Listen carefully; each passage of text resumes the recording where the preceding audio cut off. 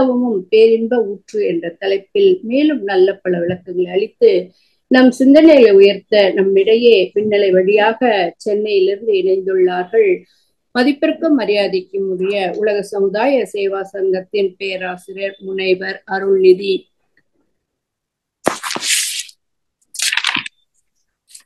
TKS. Sekar ஐயா அவர்கள். ஐயா அவர்கள் உரைக்கு முன்பாக ஐயா அவர்களை பற்றிய சிறு அறிமுகம். அனைவருக்கும் ஐயாவை மிகவும் பரிச்சயமானவர் தான்.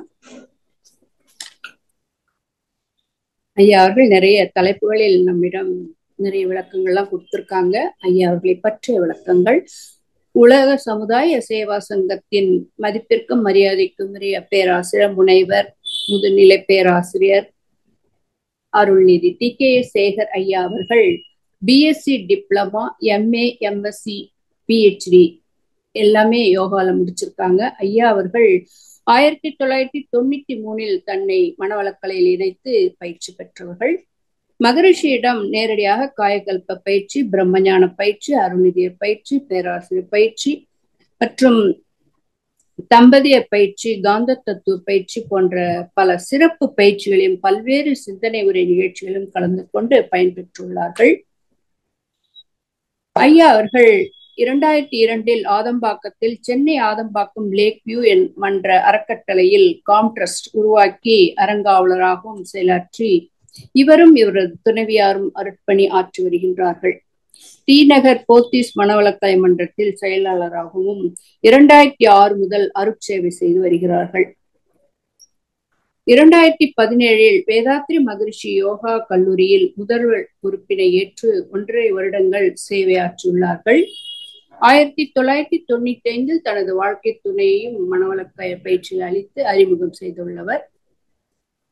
2017 ஞானாசிரியர் விருது பெற்றவர் மற்றும் முன்னாள் ஸ்மார்ட் இணை இயக்குனர், முன்னாள் எக்ஸ்டென்ஷன் இணை இயக்குனர் இத்தகைய பல்வேறு சிறப்புகள் வாய்ந்த ஐயா அவர்கள் இன்று நம்மிடையே இணைந்து அகத்தவும் பேரின்ப ஊற்று என்ற தலைப்பில் நல்ல பல விளக்கங்களை அளிக்குமாறு உங்கள் அனைவரின் சார்பாகவும் வாழ்க வளமுடன் என்று வாழ்த்தி வரவேற்கிறோம். வாழ்க வளமுடன் ஐயா. வாழ்க வளமுடன். மிக்க நன்றி அம்மா. வாழ்க வளமுடன். வாழ்க வளமுடன். வாழ்க வையகம், வாழ்க வையகம், வாழ்க வளமுடன். குரு புகழ் வாழ்க. குருவே துணை. குரு வணக்கம். தந்தைதாய் ஈருயிர் ஒன்று சேர்ந்து தலைத்ததொரு உடலாகி உலகில் வந்தோம். அந்த ஈருயிர் வினைகள் அறமோ மற்றோ அளித்த பதிவுகளெல்லாம் நம் சொத்தாச்சு. இந்த அரும்பிறவியில் முன்வினை அறுத்து எல்லையில்லா மெய்ப்பொருளை அடைவதற்கு வந்த ஒரு குரு உதவியின் சேர்க்கை குரு திருவடியை வணங்கி வாழ்த்தி மகிழ்வோம். வாழ்க வளமுடன். அன்பிற்கும் மதிப்பிற்கும் உரிய மனவளக்கலை ஆசிரியர் பெருமக்களே, மனவளக்கலை அறிவு சார்ந்த அன்பர்களே, ஆன்மீக நாட்டமுடைய சகோதர சகோதரிகளே, ஜூம் ஆன்லைன் ப்ரோக்ராமை மிக சிறப்பாக நடத்தி கொண்டு வரக்கூடிய WCC IT துறையினுடைய பொறுப்பாளர்களே, உங்கள் அனைவருக்கும் எனது பணிவான வணக்கங்களை தெரிவித்து மகிழ்கிறேன். வாழ்க வளமுடன். வாழ்க வளமுடன். அருள் தந்தை அவர்கள் ஆன்மீக உலகில் மிக எளிமையான தத்துவ சிந்தனைகள் பயிற்சிகளை எல்லாம் நமக்கு வழங்கி மிகப்பெரிய அளவிலே சமுதாயத்திலே உலக அளவிலே ஒரு ஆன்மீக எழுச்சியினை ஏற்படுத்தி வந்திருக்கிறார்கள். அந்த வகையில் மகரிஷியினுடைய கருத்துக்கள் பாமர மக்கள் முதற்கொண்டு அறிஞர்கள் மக்கள் வரைக்கும் எல்லாரும் ஏற்றுக்கொள்ளக்கூடிய வகையில் தொடர்ந்து சமுதாயத்தில் பரவி கொண்டிருக்கிறது.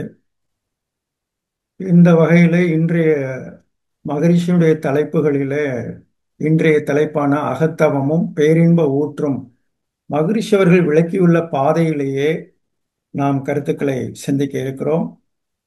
இந்த உலகில் தோன்றிய அனைத்து ஞானிகளையும் வணங்குவோம். நமது ஆசான் அவர்களை வணங்குவோம். வாழ்க்கை பற்றி கூறும் பொழுது ஒரு பகுதியை மட்டுமே மனித அறிவால் புரிந்து கொள்கிறோம். இன்னொரு பகுதி ஒரு இருளான பகுதியாக இருக்கிறது. அந்த இருளான பகுதியை நன்கு புரிந்து கொள்ளும் பொழுதுதான் இந்த வாழ்க்கை நன்றாக இருக்கும். அத்தகைய ஒரு மறைபொருள் விளக்கங்களை எல்லாம் நமக்கு வழங்கியவர்கள் தான் ஞானிகள். அருள் தந்தை அவர்கள் மனவளக்கலை என்ற இந்த வாழ்க்கை கலையை உருவாக்கி நமக்கு கொடுத்திருக்கிறார்கள். பொதுவாக வாழ்க்கையினுடைய நோக்கம் இந்த வாழ்க்கையில் நாம் எதை அடைய வந்திருக்கிறோம் என்பதையெல்லாம் தெரிந்து கொள்ளும் பொழுது ஒரு மனிதன் ஞானம் பெறுகிறான் என்று சொல்வார்கள். அந்த ஞானம் பெற வேண்டும் என்றால் மனம் ஒரு உயர்ந்த நிலைக்கு செல்ல வேண்டும். அறிவினுடைய உயர்ந்த நிலையில் தான் அந்த ஞானம் கிடைக்கிறது. அதற்கான சில பயிற்சிகள் எல்லாம் மனதுக்கு கொடுக்க வேண்டியிருக்கிறது. மனம்தான் மிக மிக முக்கிய பங்கு வகிக்கிறது. அப்ப மனமே மிக மிக முக்கிய பங்கு வகிப்பதனால்தான் மனவள கலை. அந்த கலைக்கே மகரிஷி அவர்கள் மனவள கலை. அதனை தவத்தின் மூலமாக, தற்சோதனை மூலமாக மனதுக்கு சில பயிற்சிகள் எல்லாம் செய்து மனித மனித தன்மை அடைந்து மனித தன்மைக்கு மேலாக அறிஞனாக, தேவனாக, ஞானியாக உயர்ந்த நிலைக்கு ஒவ்வொரு மனிதனும் உயர வேண்டும் என்பதற்காக தான் வேதாந்த மகர்ஷி இதெல்லாம் வடிவமைத்து கொடுத்திருக்கிறார்கள். அதுல ஒரு பயிற்சி தான் அகத்தவம் என்பது. அகத்தவம் அப்படிங்கிறதுல உடலை பற்றி முதல்ல தெரிந்து கொள்ள, இந்த உடலை வச்சுக்கிட்டு தானே நம்ம இந்த சாதனை செய்ய முடியும். ஒருத்தர் தவம் செய்கிறாருன்னா அது எப்படி புரிஞ்சுக்கிறாங்க அப்படின்னா, பெரும்பாலும் ஏன் தவத்துல ரொம்ப லேட்டாக அதுல கடைசியா தவம் செய்யறது அதுக்கு அதிக முக்கியத்துவம் கொடுக்காம ஒரு கடைசி காலத்துல தான் அந்த தவம் பக்கம்லாம் நிறைய பேர் வருவாங்க. மற்றவர்களோ கொஞ்சம் கொஞ்சமாக இதை புரிந்து கொள்வதில் சிரமங்கள் எல்லாம் இருக்கிறதுனால அவங்க தள்ளி போட்டுக்கிட்டே வந்தாங்க. சிலர் கண்ணை மூடிக்கிட்டு உட்கார்ந்து இருக்கிறதா தியானம் என்று நினைத்து கொண்டிருக்கிறார்கள். ஆக இந்த தவம் என்பதே, அதை எப்படி தவம் என்றால் என்ன, இந்த உடலை எப்படி வைத்துக்கொள்ள வேண்டும், எப்படியெல்லாம் இந்த உடலுக்கு உள்ளார நம்ம கொடுக்கக்கூடிய உணவு முறைகள் எப்படி இருக்க வேண்டும், இப்படி பல விதமான ஆராய்ச்சிகள் எல்லாம் செய்து நமக்கு இதை முறைப்படுத்தி கொடுத்தாங்க.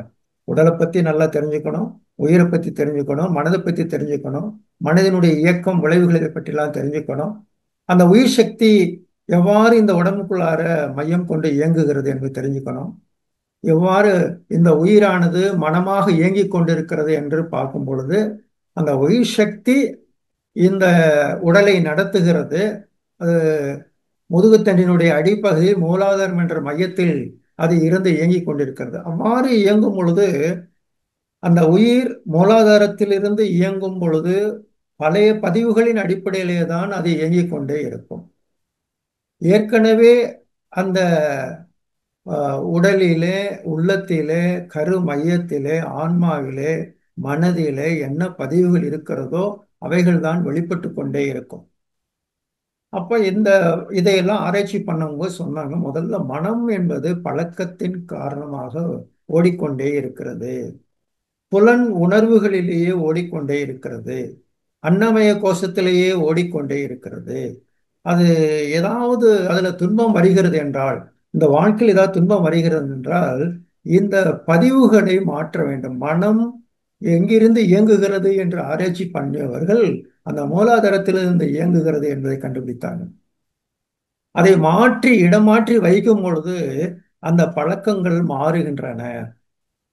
மனம் புலன் உணர்வினில் மயங்கிட மாயையாம், மனம் உயிர் வெளியினில் மருவி தோய்ந்திட மனம் விரிந்து அறிவனும் மாபதம் எய்திடும், மனம் அறிவாகிய மனிதனும் தெய்வமே. தொடர்ந்து பயிற்சி செய்ய செய்ய செய்ய ஒரு உயர்ந்த நிலையை மனம் அடைகிறது என்பதை கண்டுபிடித்தார்கள். மனம் மாயை என்பார்கள் மனநிலை மாற்றத்தை. இந்த மனதிலே இருக்கக்கூடிய மாற்றங்களை எல்லாம் ஒரு மாயை என்று சொன்னார்கள். அதாவது மாறிக்கிட்டே இருக்கும், எண்ணங்கள் மாறிக்கிட்டே இருக்கு.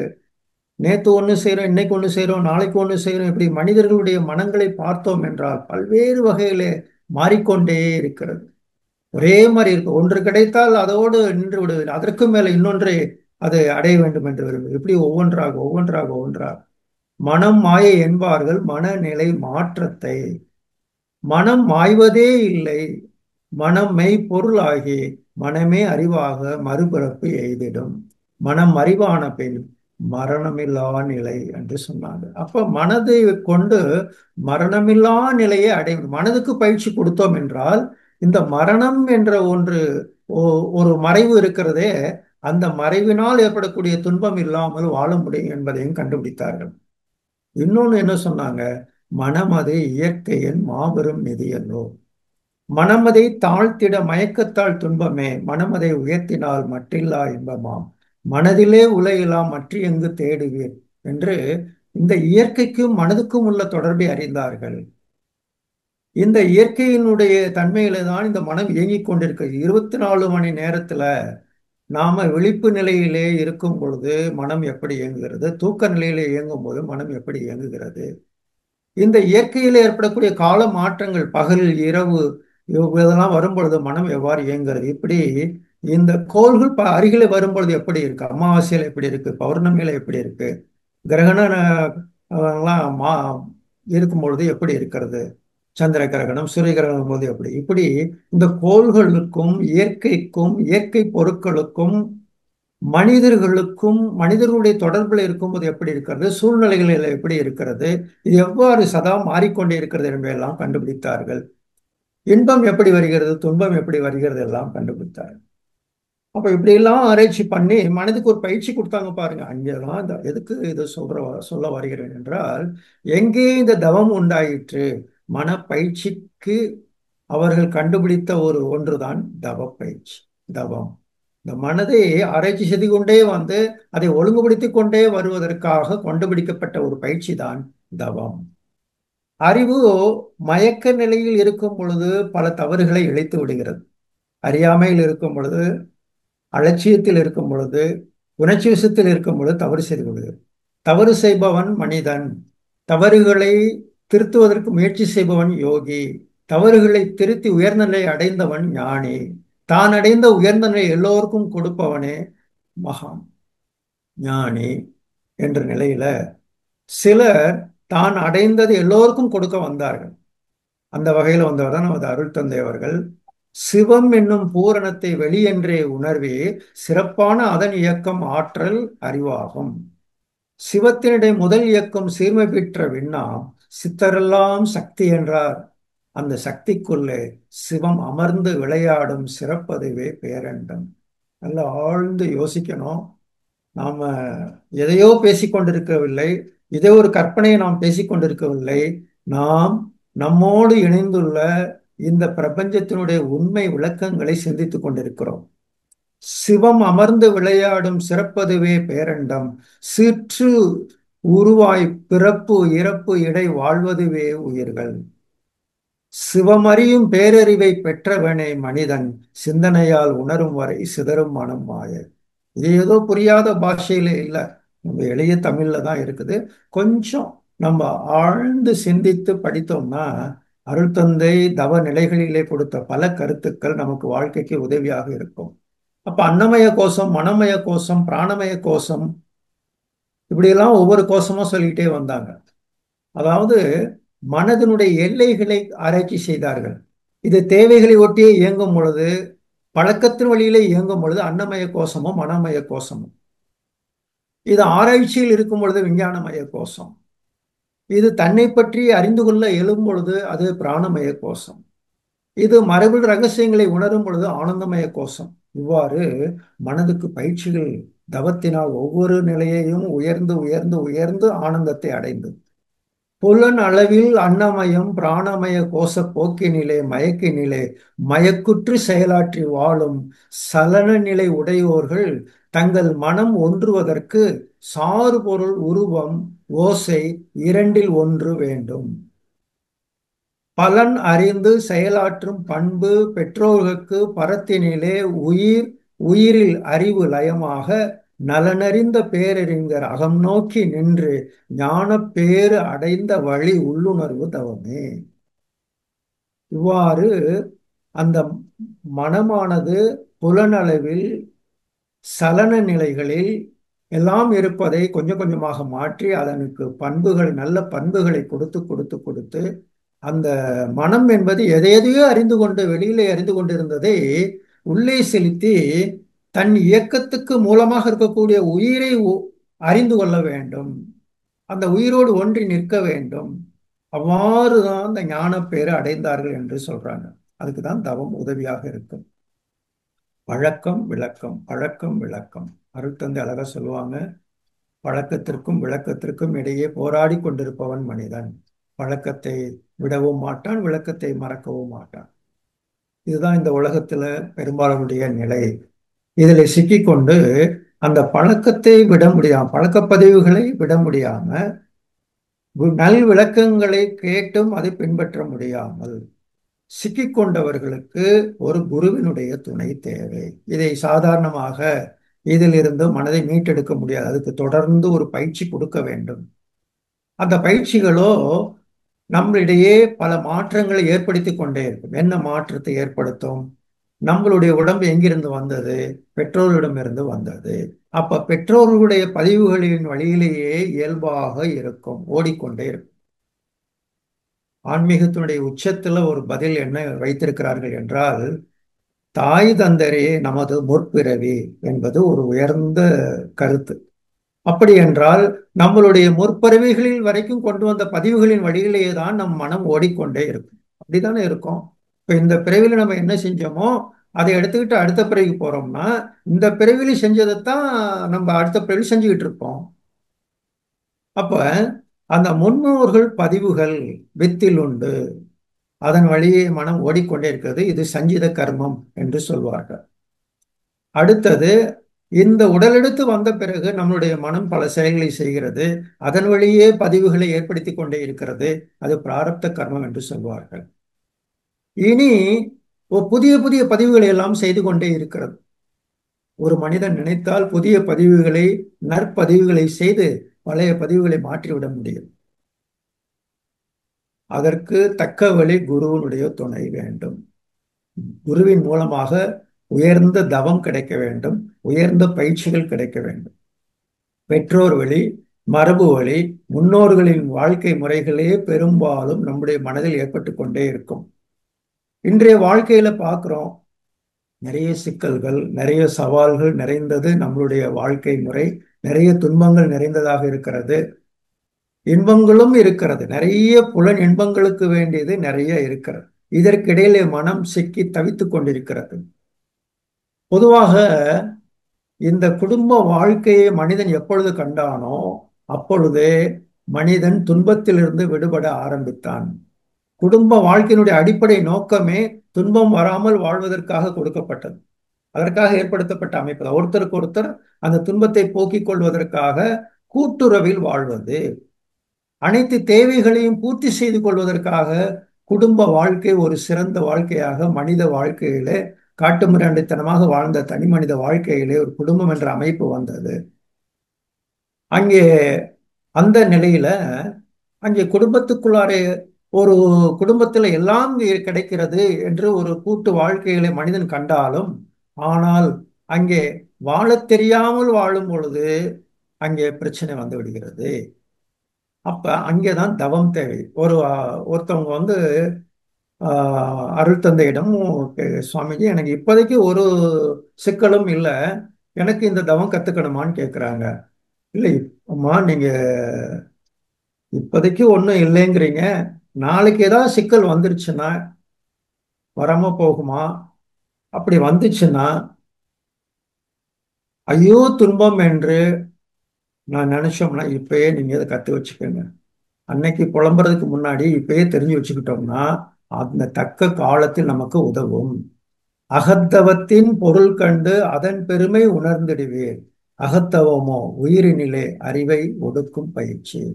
அகத்தவத்தால் மேலும் உயிர் அம்மாயி மெய்ப்பொருளாம். அகத்தவத்தால் வீடு உணர்ந்து அமைதி பெற்று இன்புறலாம். அகத்தவத்தால் ஐம்புலனை அடக்கி அறிவறிந்திடலாம். அகத்தவத்தால் 6 குண ஆளுமை பேர் அடைந்திடலாம். அகத்தவத்தால் இல்லறத்தை அன்பகமாய் ஆட்டிடலாம். அகத்தவத்தால் அனைத்து வீர்கள் நட்பு, பெரும் நட்பை, அருள் நட்பை பெற்றிடலாம். இதுதான் ரொம்ப முக்கியம். அகத்தவம் தீவினை அகற்றும், பாவ பதிவுகளை எல்லாம் போக்கும், நம்முடைய பதிவுகள் எல்லாவற்றையும் அகற்றும், அருள் நெறியை இயல்பாக்கும். அகத்தவமே இறை வழிபாடு அனைத்திலும் ஓர் சிறந்த முறை. நல்லா கவனிங்க. அகத்தவமே இறை வழிபாடு அனைத்திலும் ஓர் சிறந்த முறை என்கிறார் அருள்தந்தை. எல்லா மகான்களும் சொன்னாங்க, அருள்தந்தை மிக சிறப்பாக சொன்னார்கள். சமீபத்தில் அருள்தந்தைக்கு, சங்கத்துக்கு ஒரு பக்தி அமைப்பு என்ன பண்ணாங்க, ஒரு விருது வழங்கினார்கள்.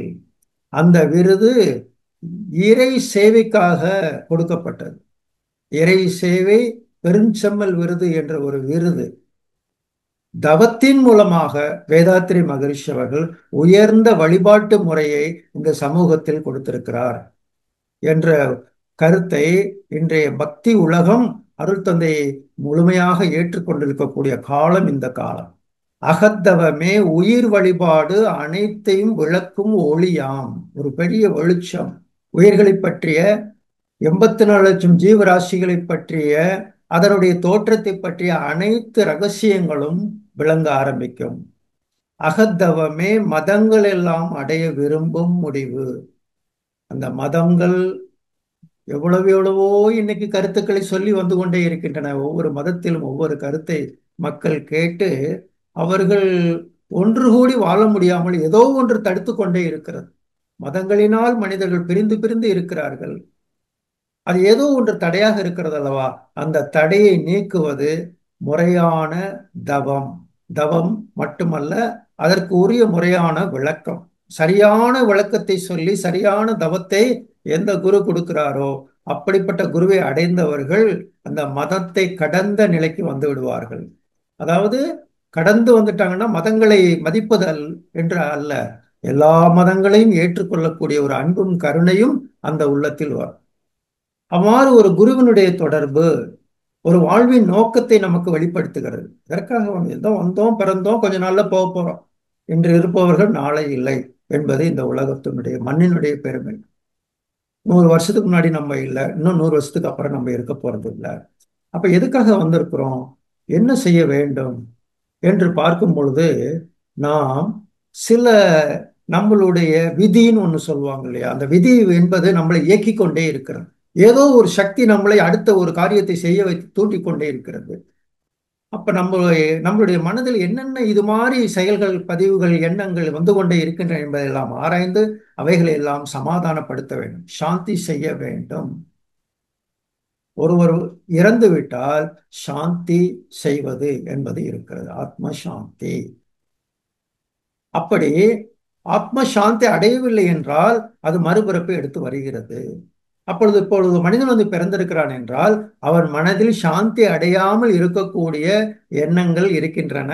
அவைகளெல்லாம் பதிவுகளாக இருக்கின்றன. அவைகளெல்லாம் வந்து வந்து என் மூளையில் மோதிக்கொண்டே இருக்கிறது, எதையோ ஒன்றை தூண்டி விட்டு கொண்டே இருக்கிறது. நேற்று கூட ஒருத்தர் சொன்னாங்க, ஒரு குழந்தை, சிறு குழந்தை, அந்த குழந்தை தாய் தந்தையரால் அப்படியே அவங்களால சமாளிக்கவே முடியல.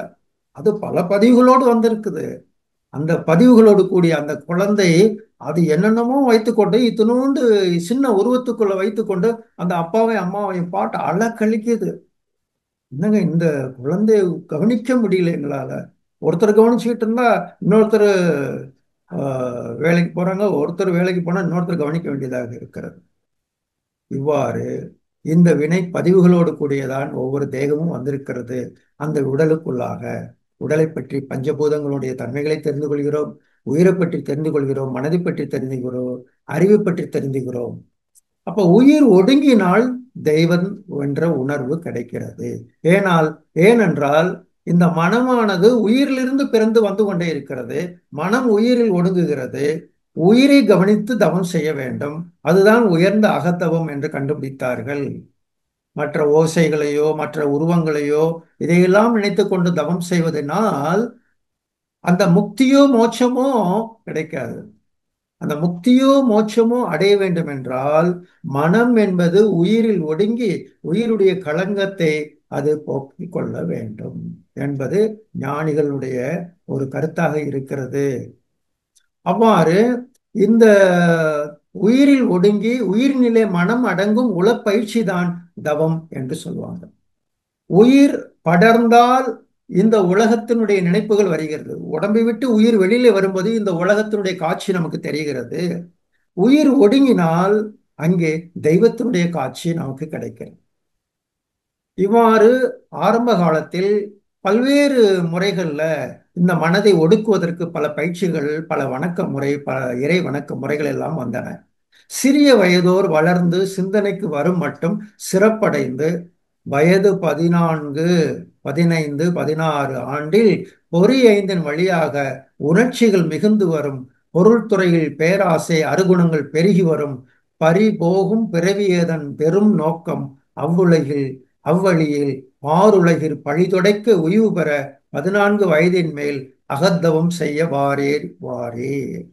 14 வயதுல முறையான அந்த மனம் என்பது ரொம்ப அப்படியே வெகுண்டு பல நிலைகள்ல போய் ஓட ஆரம்பிக்குது. அப்பதான் அதை சரி பண்ண ஆரம்பிக்கணும். அப்பதான் அதை சரி பண்ண வேண்டும். சரியான தவத்துக்கு வயது 14 என்று அருள் தந்தை கொடுக்கிறாங்க. குருவினது விரல் பட்ட உடனே ஆங்கோர் குறுகுறுப்பும் சிறு உணர்வும் அறிவுக்கட்டும். ஒருமையுடன் உற்று உற்று உணர்ந்து வந்தால் ஒருமையுடன் உற்று உற்று உணர்ந்து வந்தால் உள்நாட்டமே உனக்கு பழக்கமாகும். அதுவே பழக்கம். கொஞ்ச நாள்ல அந்த உணர்வோடு மனம் லயமாகி எப்பொழுது நினைத்தாலும் மனம் ஒடுங்கி நிற்கும். மனம் அமைதிக்கு பெறும். அமைதிக்கு வரும். எப்பொழுதும் மனம் தெளிவுக்கு வரும். இத்தகைய பயிற்சிகளிலே கொஞ்சம் கொஞ்சமாக ஈடுபட்டு ஈடுபட்டு இந்த மனம் என்பது ஆகினை, துரியம், சாந்தி, துரியாதீதம் என்ற ஒரு நிலையில் பொதுவாக ஆகினை துரியம் என்பது எல்லோரும் செய்து வந்து கொண்டே இருந்தார்கள். அதுல உயர்ந்த நிலை துரியாதீதம் என்பது மனம் பேரமைதி நிலைக்கு செல்வது. அந்த தவத்தில் உயர்ந்து உயர்ந்து உயர்ந்து உயர்ந்து போய் அந்த மனம் முழு விடுதலை அடைந்து அந்த தெய்வத்தோடு ஒன்றி இருக்கக்கூடிய நிலை. தான் தானாகவே நின்றால் அந்த மனமானது தன் மூலத்தை அறிகின்றது. அந்த மனம் தான் தானாகவே உயர்ந்து உணர்ந்து கரைந்து நிற்கக்கூடிய நிலை சமாதி நிலை என்று சொன்ன எல்லா மகான்களும் பார்த்தீங்கன்னா இந்த சமாதி நிலையை பற்றி பேசியிருக்கிறார்கள். அப்படிப்பட்ட அந்த தவத்தை வேதாத்திரி மகரிஷி அவர்கள் துரியாதீத தவம் என்று கொடுத்திருக்கிறார்கள். இத்தகைய தவத்தினால் ஜீவனுக்கும் பிரம்மத்துக்கும் ஒரு இணைப்பு ஏற்படுகிறது. அந்த ஜீவ பிரம்ம ஐக்கியத்திற்கு இந்த தவம் உதவியாக இருக்கிறது. வீடு பேறு அடைவதற்கு உதவியாக இருக்கிறது. வீடு பேறு அடைதல் என்று ஒரு வார்த்தையை ஆன்மீகத்திலே சொல்வார்கள். அதாவது இந்த வீட்டை விட்டுட்டு இன்னொரு வீட்டுக்கு இந்த ஆன்மா செல்கிறது. அந்த அந்த வீட்டை பற்றி அந்த வீட்டுக்கு செல்வதற்குண்டான தயாரிப்பு வேலையை இந்த மனம் இந்த ஆன்மா செய்து கொள்ள வேண்டும். இந்த உலக வாழ்க்கையில் நாம் நிம்மதியாக வாழ்வதற்கு ஒரு வீட்டை கட்டிக்கொள்கிறோம். அது அவசியம் தேவைதான். இந்த உடலுக்கு இந்த வீடு தேவை. இந்த ஆன்மாவுக்கோ நித்திய வீடு தேவை. நித்திய வீடு என்று சொல்வார்கள். அது துரியாதீத தவத்தினால் அத்தகைய உணர்வு கிடைக்கிறது. அப்பொழுது மனம் உயிரில் ஒடுங்கி உயிர் விரிந்து பிரபஞ்சம் பேரியக்க மண்டலம் வரைக்கும் விரிந்து நின்று அதற்கு மேலாக இருக்கக்கூடிய சுத்த வெளியோடு கலந்து நிற்கக்கூடிய துரியாதீத தவம். இருளாக மௌனமாக இச்சையின்றி தேவையின்றி இருப்பதுவே ஈசன் நிலை. இச்சையின்றி தேவையின்றி இயக்கமின்றி இருப்பதுவே ஈசன் நிலை. இதை உணர இருள் நிலைக்கு மனம் அடங்கி ஈசனோடு ஒன்றாகி இணைந்த பின்னே உணர்வதுதான் மெய்ப்பொருள் உணர்வாகும். அந்த மனம் அதோடு ஒன்றி அந்த நிற்கக்கூடிய நிலை மெய்ப்பொருள் உணர்வாகும். இருள் நிலையை உணர்வதற்கு பொருள், வடிவம், மனம் என்ற விரிந்த நிலையெல்லாம் கொண்டால் எவ்வாறு பொருந்தும்? எதையோ நினைத்து கொண்டிருக்கும் வரை அது அந்த இருள் காட்சி கிடைக்காது, அருள் காட்சி கிடைக்காது, இறைவனுடைய காட்சி கிடைக்காது, ஆனந்த காட்சி கிடைக்காது. அது எண்ணம் இன்றி தாட்ஸ் எண்ணம் இன்றி மனம் ஒடுங்கி இருளாகி பழகுவதற்கு ஏற்ற வழி உயிர் உணர்வே. இந்த மறைபொருள் உணர்த்த குரு அடி தொடர்பீர். அருள் தந்தை எவ்வளவு அழகா சொல்றாங்க பாருங்க. இந்த மறைபொருளை உணர்வதற்கு காலத்தை வீணாக்க வேண்டாம். ஒரு குருவை அடைய வேண்டும், ஒரு முறையான பயிற்சி செய்ய வேண்டும், தியானம் கற்றுக்கொள்ள வேண்டும். எல்லாருக்கும் தியானம் கிடைச்சிருச்சு அந்த உலகத்துல. சுமார் 50 ஆண்டுகளுக்கு முன்பாக உலக சமுதாயம் தோன்றுவதற்கு முன்பாக இந்த அளவிற்கு மனவளக்கலை தவ மையங்கள் இந்த உலகத்திலே கிடையாது.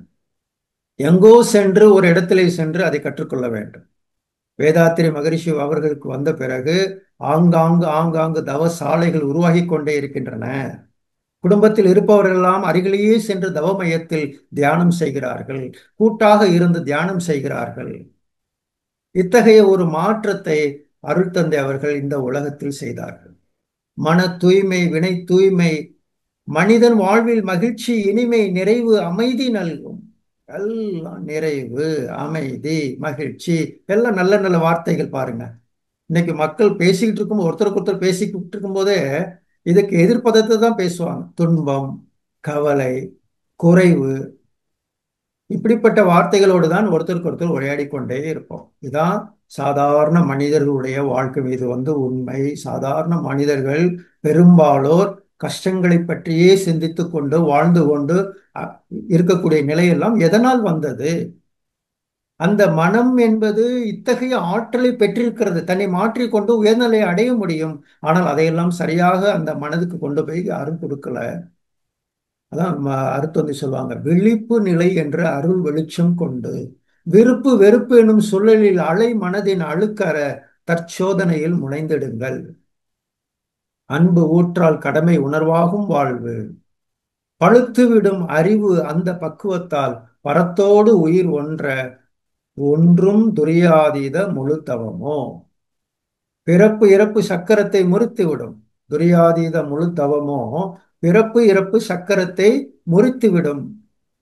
மீண்டும் ஜனனம் இல்லை, மீண்டும் மரணம் இல்லை. ஏன்னா ஜனனமும் மரணமும் இல்லாத உயர்ந்த நிலையை இந்த ஆன்மா அடைகிறது. அதுதான் மரணமில்லா பெருவாழ்வு என்று ஞானிகள் எல்லாம், வள்ளலார் சுவாமிகள் வரைக்கும் கண்டாங்க, வேதாத்திரி மகரிஷி வரைக்கும் கண்ட உண்மை. மெய் விளங்கி முழுமையார், உண்மையை விளங்கி கொண்டுதான் அதை முழுமை அடைய வேண்டும். இத்தகைய, அதாவது வாழ்க்கையில ஒரு குரு கிடைக்கணும், தவம் கிடைக்கணும். தவம் மட்டும் பத்தாது, தவத்தோடு கூடிய ஒரு சிந்தனைகள், நற்சிந்தனைகள், பயிற்சிகள், மனது சீரமைப்புக்கான பயிற்சிகள் கிடைக்கணும். ஞானத்துக்கு உண்டான விளக்கங்கள் எல்லாம் கிடைக்க வேண்டும். அப்ப ஞானம் என்பது அறிவை அறிந்த தெளிவு என்று சொல்லப்படுகிறது. இதுதான் சிறப்பான விளக்கம். எளிமையாகவும் செம்மையாகவும் வாழ்வதற்கு ஞானம் உதவுகிறது. ஞானமே சிறப்பாக வாழ்வதற்கு கொடுக்கக்கூடிய ஒரு சிந்தனை. இயற்கையின் இயல்பறிந்து பழிச்செயல் விடுத்து செயல்களாற்றி அறிவின் முழுமை பெறும் வாழ்க்கை நெறியே ஞானமாகும். உரையின் மூலம் பெறும் விளக்கம் சிந்தனையை முறைப்படுத்தும் முடிவை தெளிவாக காட்டும். பயிற்சியின் மூலம் பெறும் விளக்கமோ அனுபவத்தோடு கூடிய உறுதியோடு இருக்கும். பயிற்சியின் மூலம் அறிவை அதன் மூல இயக்க நிலையில் உயிர் சக்தியில் செலுத்தி உள்நோக்கி நின்று அறிவின் பல கட்ட இயக்க நிலைகளையும் கடந்து, தன் அறிவால் கடந்து, தன் மூல நிலையான தெய்வத்தோடு இறைவனோடு தான் அவனாகி அவன் தானாகி இருக்கும் இயங்கும் உண்மை தெளிவாக உணரப்பெறும். அது ஒரு குரு வேதாத்திரி மகரிஷிட்ட வந்துட்டாக்க, மனவளக்கலை பயிற்சிகள் முறையாக வரும்பொழுது பார்த்தா அந்த பிரம்ம ஞானம் என்று ஒரு வந்திருக்கு. அந்த இப்ப கூட ஆழியாரில் நடைபெற்றுக் கொண்டிருக்கிறது பிரம்ம ஞான பயிற்சி, இன்றில் இருந்து தொடங்குகிறது. ஒரு நூற்றுக்கணக்கான அன்பர்கள் ஒரு உயர்ந்த ஞானத்தை கேட்டுக்கொண்டிருக்கிறார்கள். ஆழியார் அறிவித்திருக்கோயிலே, ஆழியார் அறிவித்திருக்கோயிலே மட்டும் பிரம்மஞான பயிற்சி நடைபெறுகிறது. அந்த பிரம்மஞானத்தில் என்ன சொல்லித்தரப்படுகிறது? இறைவனை பற்றிய பெரும் உண்மைகள் சொல்லித்தரப்படுகிறது. அவ்வாறு அது அந்த ஆன்மா தன்னை விழிப்பு நிலை அடைந்து தன்னை மாற்றிக்கொள்கிறது, தன் மூல நிலையை உணர்ந்து கொள்கிறது. சிந்தனை உயர்ந்தோருக்கு, ஆர்வமுடையோருக்கு, முயற்சியில் ஈடுபடுவோருக்கு இப்பேறு எளிதாகும். இதையெல்லாம் திருமணத்திற்கு முன்னரேயே அகத்தவத்தை தொடங்கியவர்கள் பெரும் பாக்கியசாலிகள். திருமணத்திற்கு முன்னரே அகத்தியத்தை தொடர்ந்தவர்கள், சப்போஸ் இப்ப குழந்தைகளை பெற்ற பிறகு கருவினிலே அமைந்துவிட்ட அந்த தவத்தின் வித்து களங்கத்தை போக்குவதில் திருப்பம் கொள்ளும். பெருநெறியாம் ஆன்மீக அறிவில் வாழும் பெற்றோர்களுக்கு பின்னவரும் குழந்தைகள் எல்லாம் திருநிலையாம் மைப்பொருளை நாடி செல்லும் தெய்வ உணர்வை பெறுவர், களங்கம் போகும். நல்லா தெரிஞ்சுக்கோ. பழங்காலத்துல ஒரு குறிப்பிட்ட சாரார் என்ன பண்ணுவாங்க, ஒரு குழந்தையை அந்த ஞான குழந்தையாகவே வளர்ப்பார்கள், குருவிட கொண்டு விட்டுருவாங்க. இந்த குழந்தை எங்க குடும்பத்துக்கு அது அருளி சம்பாரிச்சுட்டு எங்க குடும்பத்துக்கு வரணும், அது அருள் நாட்டம் பெற்று அது தவம் செய்து செய்யக்கூடிய அத்தனை தவ ஆற்றலும் எங்கள் குடும்பத்தை தூய்மையாக்க வேண்டும் என்று ஒரு குழந்தையை ஞானத்துக்காக, இறைவனுக்காக, தவத்திற்காக விட்டு விடுவார்கள். இப்படியெல்லாம் ஒரு வாழ்க்கை, இல்லற வாழ்க்கையிலேயே எல்லாராலையும் முடியல, நமது ஒரு குழந்தையாவது பண்ணட்டும் என்று விடுவார்கள். வேதாத்திரி மகரிஷி எல்லாருமே பெறலாம். எளிமை எளிமை எளிமை. பல கஷ்டங்கள் இருந்தன. அது ஆசிரமத்தில் போய் கத்துக்கிறதெல்லாம் இருந்தது. இங்கேயே கற்றுக்கலாம், வீட்டில் இருந்து கொண்டே, அருகில் இருந்து கொண்டே. ஒரு சரியான வழிகாட்டிகளால் எண்ணற்ற மனவளக்கலை ஆசிரியர்களை வேதாத்திரி மகரிஷி உருவாக்கி வச்சிருக்கிறார். அதுதான் கர்மயோக இறை சேவை என்று சொல்வது. இன்னைக்கு எண்ணற்ற ஆசிரியர்கள், மனவளக்கலை ஆசிரியர்கள் ஒரு கர்மயோகியாக ஆங்காங்கு சென்று தவத்தை கற்றுக் கொண்டே இருக்கிறார்கள். ஒரு அமைதி பெறுவதோடு மட்டுமல்ல, ஒரு நிறைவு. இதெல்லாம் இந்த கர்மயோக வாழ்க்கை நெறியை சமுதாயத்துக்கு கொண்டு கொடுக்கிறோம். எல்லா செயல்களையும் எப்படி செய்வது, தவம் ஆற்றி தெய்வத்தை உணர்ந்து, இந்த இயற்கையை உணர்ந்து, சமுதாயத்தை உணர்ந்து, மனித வாழ்க்கையில் நமது செயல்களை எப்படி அமைத்துக் கொள்ள வேண்டும். இப்படி கொஞ்சம் கொஞ்சமாக உயர்ந்து உயர்ந்து வரும் பொழுது ஒரு ஒரு மனிதர் தவம் செய்து தன்னை அறிந்து கொண்டார். தன்னை அறிந்து கொள்ளும் பொழுது தெய்வத்தையும் அறிந்து கொண்டார். அவ்வாறு அறிந்து கொண்ட போது பெற்ற உயர்ந்த நிலைதான் பேரின்ப ஊற்று. அவ்வாறு இருக்கக்கூடிய ஒரு மனம் ஒரு ஊற்றாக, பேரின்ப ஊற்றாக சுரந்து கொண்டே இருக்கிறது. இன்ப ஊற்றாய் நிறைந்த இறைவா, எங்கும் இன்ப ஊற்றாய் நிறைந்த இறைவா, அன்பும் கருணையுமாய் அனைத்து உயிர்களோடும் இன்ப ஊற்றாய் அறிவாய் இயங்கும் பராபரமே. இவ்வளவு ஆழமாக அருள் தந்தை அந்த இன்ப ஊற்றிலே இருந்து, அந்த நிலையில இருந்து நமக்கு பாடல்களாக சொல்றாங்க. ஏழில் உலகம் படைத்து எல்லா உயிர்களுக்கும் வழி வழியாக வாய்ப்பை நிரப்பி வைத்து ஒளிவிலா தொடராக உள்ளும் புறமும் ஊற்றாய் அழிவிலா பேரின்ப அறிவலையாய் திகழும் இன்ப ஊற்றாய் நிறைந்த இறைவன். ஒரு மனிதன் ஞானம் பெற்றுவிட்டால் அவனுடைய வாழ்க்கையில் இன்ப ஊற்று பெருகும். ஒரு மனிதன் தவத்தில் உயர்ந்து விட்டால் அவனுடைய வாழ்க்கை பேரின்பமாக அமையும். ஒரு மனிதன் தன்னுடைய ஆன்மாவை தூய்மை செய்து கொண்டு விட்டால் அவனுடைய மனம் எப்போதும் நிறைவிலேயே இருக்கும். சாதாரண மனிதர்கள் எப்படி இருக்கிறார்கள்? உண்மை நிலை மறந்து உணர்வுதன் முனைப்பாகி எண்ணம் தான் தனதாகி இறுகி குறுகி நின்று மண்ணை பொன்னை மென்மேலும் மாறி மாறி நினைந்து கண்ணும் கருத்தும் தீய கர்மங்கள் இவைகளோடையே சிக்கிக் கொண்டு வாழ்ந்து கொண்டிருக்கிறார்கள். ஆனால் அருத்தந்தை சொல்றாங்க, இதெல்லாம் எனக்குள்ளார வராம பார்த்துக்கணும்.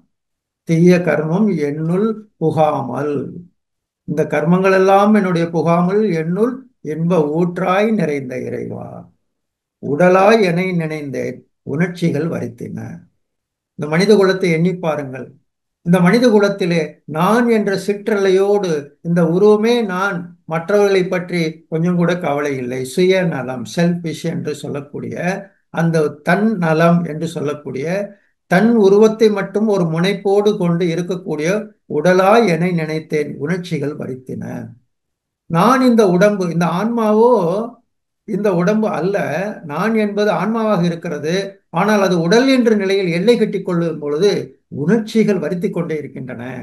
உடலில் உயிராய் என்னை உணர்ந்து அறிவில் நிறைந்தேன். உடல் உயிர் ஊடறிவாய் உன்னை உணர்ந்த போது, இறைவா உன்னை உணர்ந்த போது உடல் உயிர் அறிவு நீயாய் உணர்ந்து என்னுள் உன்னுள் நான் அடங்க, உணர்ந்து உன்னுள் நான் அடங்க இன்ப ஊற்றாய் நிறைந்த இறைவா என்று சொல்றார். அந்த உயிருக்குள்ளார அந்த உயிரினுடைய மையத்தில் தெய்வம் இருக்கிறது என்பார் அருள் தந்தை. உயிருக்குள்ளாக, பாலுக்குள்ளார நெய் இருப்பது போல உயிருக்குள்ளாக தெய்வம் இருக்கிறது. முறையான பயிற்சியில் அந்த மனம், அன்னமய கோஷம், மனோமய கோஷம், பிராணமய கோஷம் இவற்றிலிருந்து விடுபட்டு விஞ்ஞானமய கோஷம், ஆனந்தமய கோஷம் நிலைக்கு வரும் பொழுது அது திரைகள் எல்லாம் அகன்று அந்த பாலுக்குள் இருக்கக்கூடிய நெய் தெரிவது போல, தனியாக அதை எடுத்து எடுத்து எடுத்து நம்ம பயன்படுத்துவது போல இந்த மனம் எல்லாத்திலிருந்து விடுபட்டு தன்னை ஆன்மாவாக அறிந்து கொள்கிறது. இது வர்றது அப்படிதான் வந்திருக்குது. அதை அறிந்து கொள்வதற்கு தான் வந்திருக்குது. வினைப்பதிவாம் சுமையை விடுத்து தூய்மை பெறவே நினைவாய் உடல் எடுத்தேன், நிலம் மீது விழுந்த பின்ன என்னை மறந்தேன். அப்படிதான் எல்லாரும் மறந்து இருக்கிறோம். குருவினோடு வந்து அந்த தீட்சை கொடுத்து அதையெல்லாம் அகற்றுறார். அந்த மாயை அகற்றுகிறார். மூலாதாரத்தில் இருந்து புருவ மையம் வந்தோனையே அந்த மாயை அகன்று விடுகிறது, விழிப்பு நிலை அடைகிறது. இவ்வாறு இந்த பேரின்பம் என்று சொல்லக்கூடிய இறை ஆற்றல் எங்கும் எல்லாமாகவே இருக்குது. எல்லா பொருட்களும், எல்லா தோற்றங்களும், எல்லா தோற்றங்களுக்குள்ளாகவும், எல்லா பொருட்களுக்குள்ளாகவும், எல்லா உயிர்களுக்குள்ளாகவும், எல்லா மனிதர்களுக்குள்ளாகவும் என்னை காண வல்லவன் எவனோ அவனை விட்டு நான் நீங்குவதில்லை, அவன் என்னை விட்டு நீங்குவதில்லை. அதே அருட்தந்தை எப்படி சொல்றாங்க?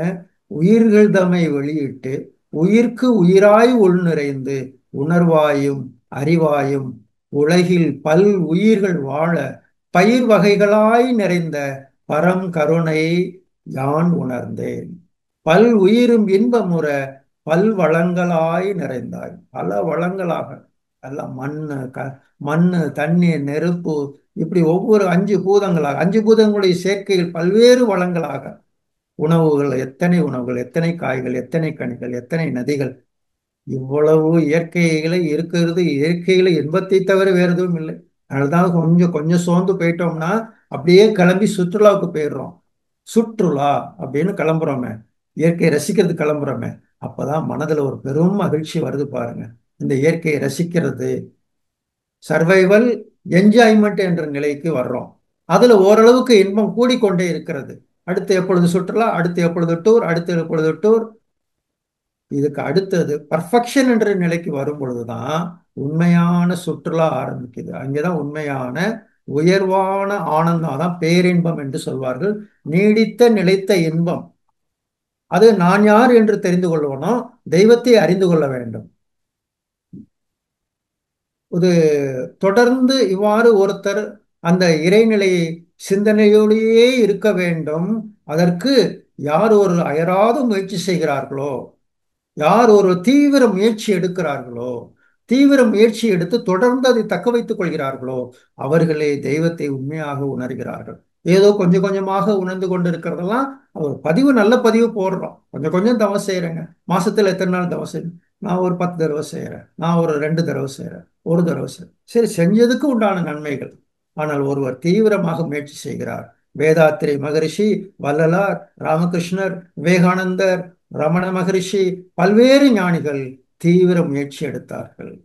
அடைந்தே தீர வேண்டும், பார்த்தே தீர வேண்டும், உயர்ந்தே தீர வேண்டும் என்ற உயர்ந்த நிலையை அப்படியே ஒரு வைராக்கியத்தோடு இறங்கினார்கள். அதை கண்டார்கள், உணர்ந்தார்கள். உணர்ந்ததை மகரிஷி எப்படி சொல்றாங்க பாருங்க. உலக பொருள் உடலுக்கும், உண்மை பொருள் உயிருக்கும், உயர் கலைகள் அறிவிற்கும், ஒழுக்க நெறி வாழ்வதற்கும் நலமளித்தல் நான் உணர்ந்தேன். அப்பா, இனிமே நான் எல்லாத்துக்கும் நல்லது செய்யறதுதான் என்னுடைய அனைத்து செயல்களும். இதை தவிர வேறொன்றும் இல்லை. எல்லாத்துக்குள்ளாகவும் இறைவா நீயே இருக்கிறாய். நடு நின்று வாழ்கின்றேன், நாடனைத்தும் ஊடுருவி நல்லறிவின் தொண்டாற்றி. என்னது, எனக்கு ஒரு நல்ல அறிவை கொடுத்துருக்குற, எனக்கு உடம்பை கொடுத்துருக்குற, உடம்பை இயக்குற உயிரை கொடுத்துருக்குற, எல்லாத்தையும் அறிஞ்சிக்கிற மனதை கொடுத்துருக்குற. இதை வைத்துக்கொண்டு இந்த உலகத்திற்கு என்னால் முடிந்த தொண்டை ஆற்றிக்கொண்டே இருப்பேன் என்று அருட்தந்தை செய்தார். அருட்தந்தை வழியில எண்ணற்ற மனவளக்கலை ஆசிரிய பெருமக்கள், அருள் தொண்டர்கள் அந்த சேவையை எல்லோரும் செய்து கொண்டே இருக்கிறார்கள். எப்போது மகரிஷி சொல்லுவாங்க, வையமெல்லாம் வாழட்டும். இந்த உலகத்தை அற்புதமாக இறைவன் நமக்கு கொடுத்திருக்கிறார். இந்த உலகத்தை அழிக்க கூடாது. நடந்து செல்லும் பிணங்கள் அல்ல நாம். இந்த சிக்கல்கள் துன்பங்களை எல்லாம் பார்த்து விட்டு செல்வதற்கு இந்த பூ உலகில் நாம் அவதரித்திருக்கிறோம்.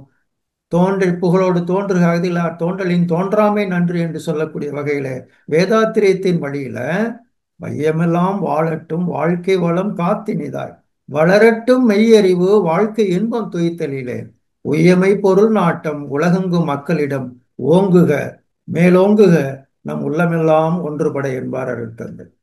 ஓங்குக மேலோங்குக நம் உள்ளமெல்லாம் ஒன்றுபட, எல்லா மக்களும் ஒன்றுபட்டு வாழக்கூடிய ஒரு நிலை. ஒன்றே குலம், ஒருவனே தேவன் என்று உயர்ந்த சத்தியத்தை உணரக்கூடிய காலம் வந்து கொண்டே இருக்கிறது.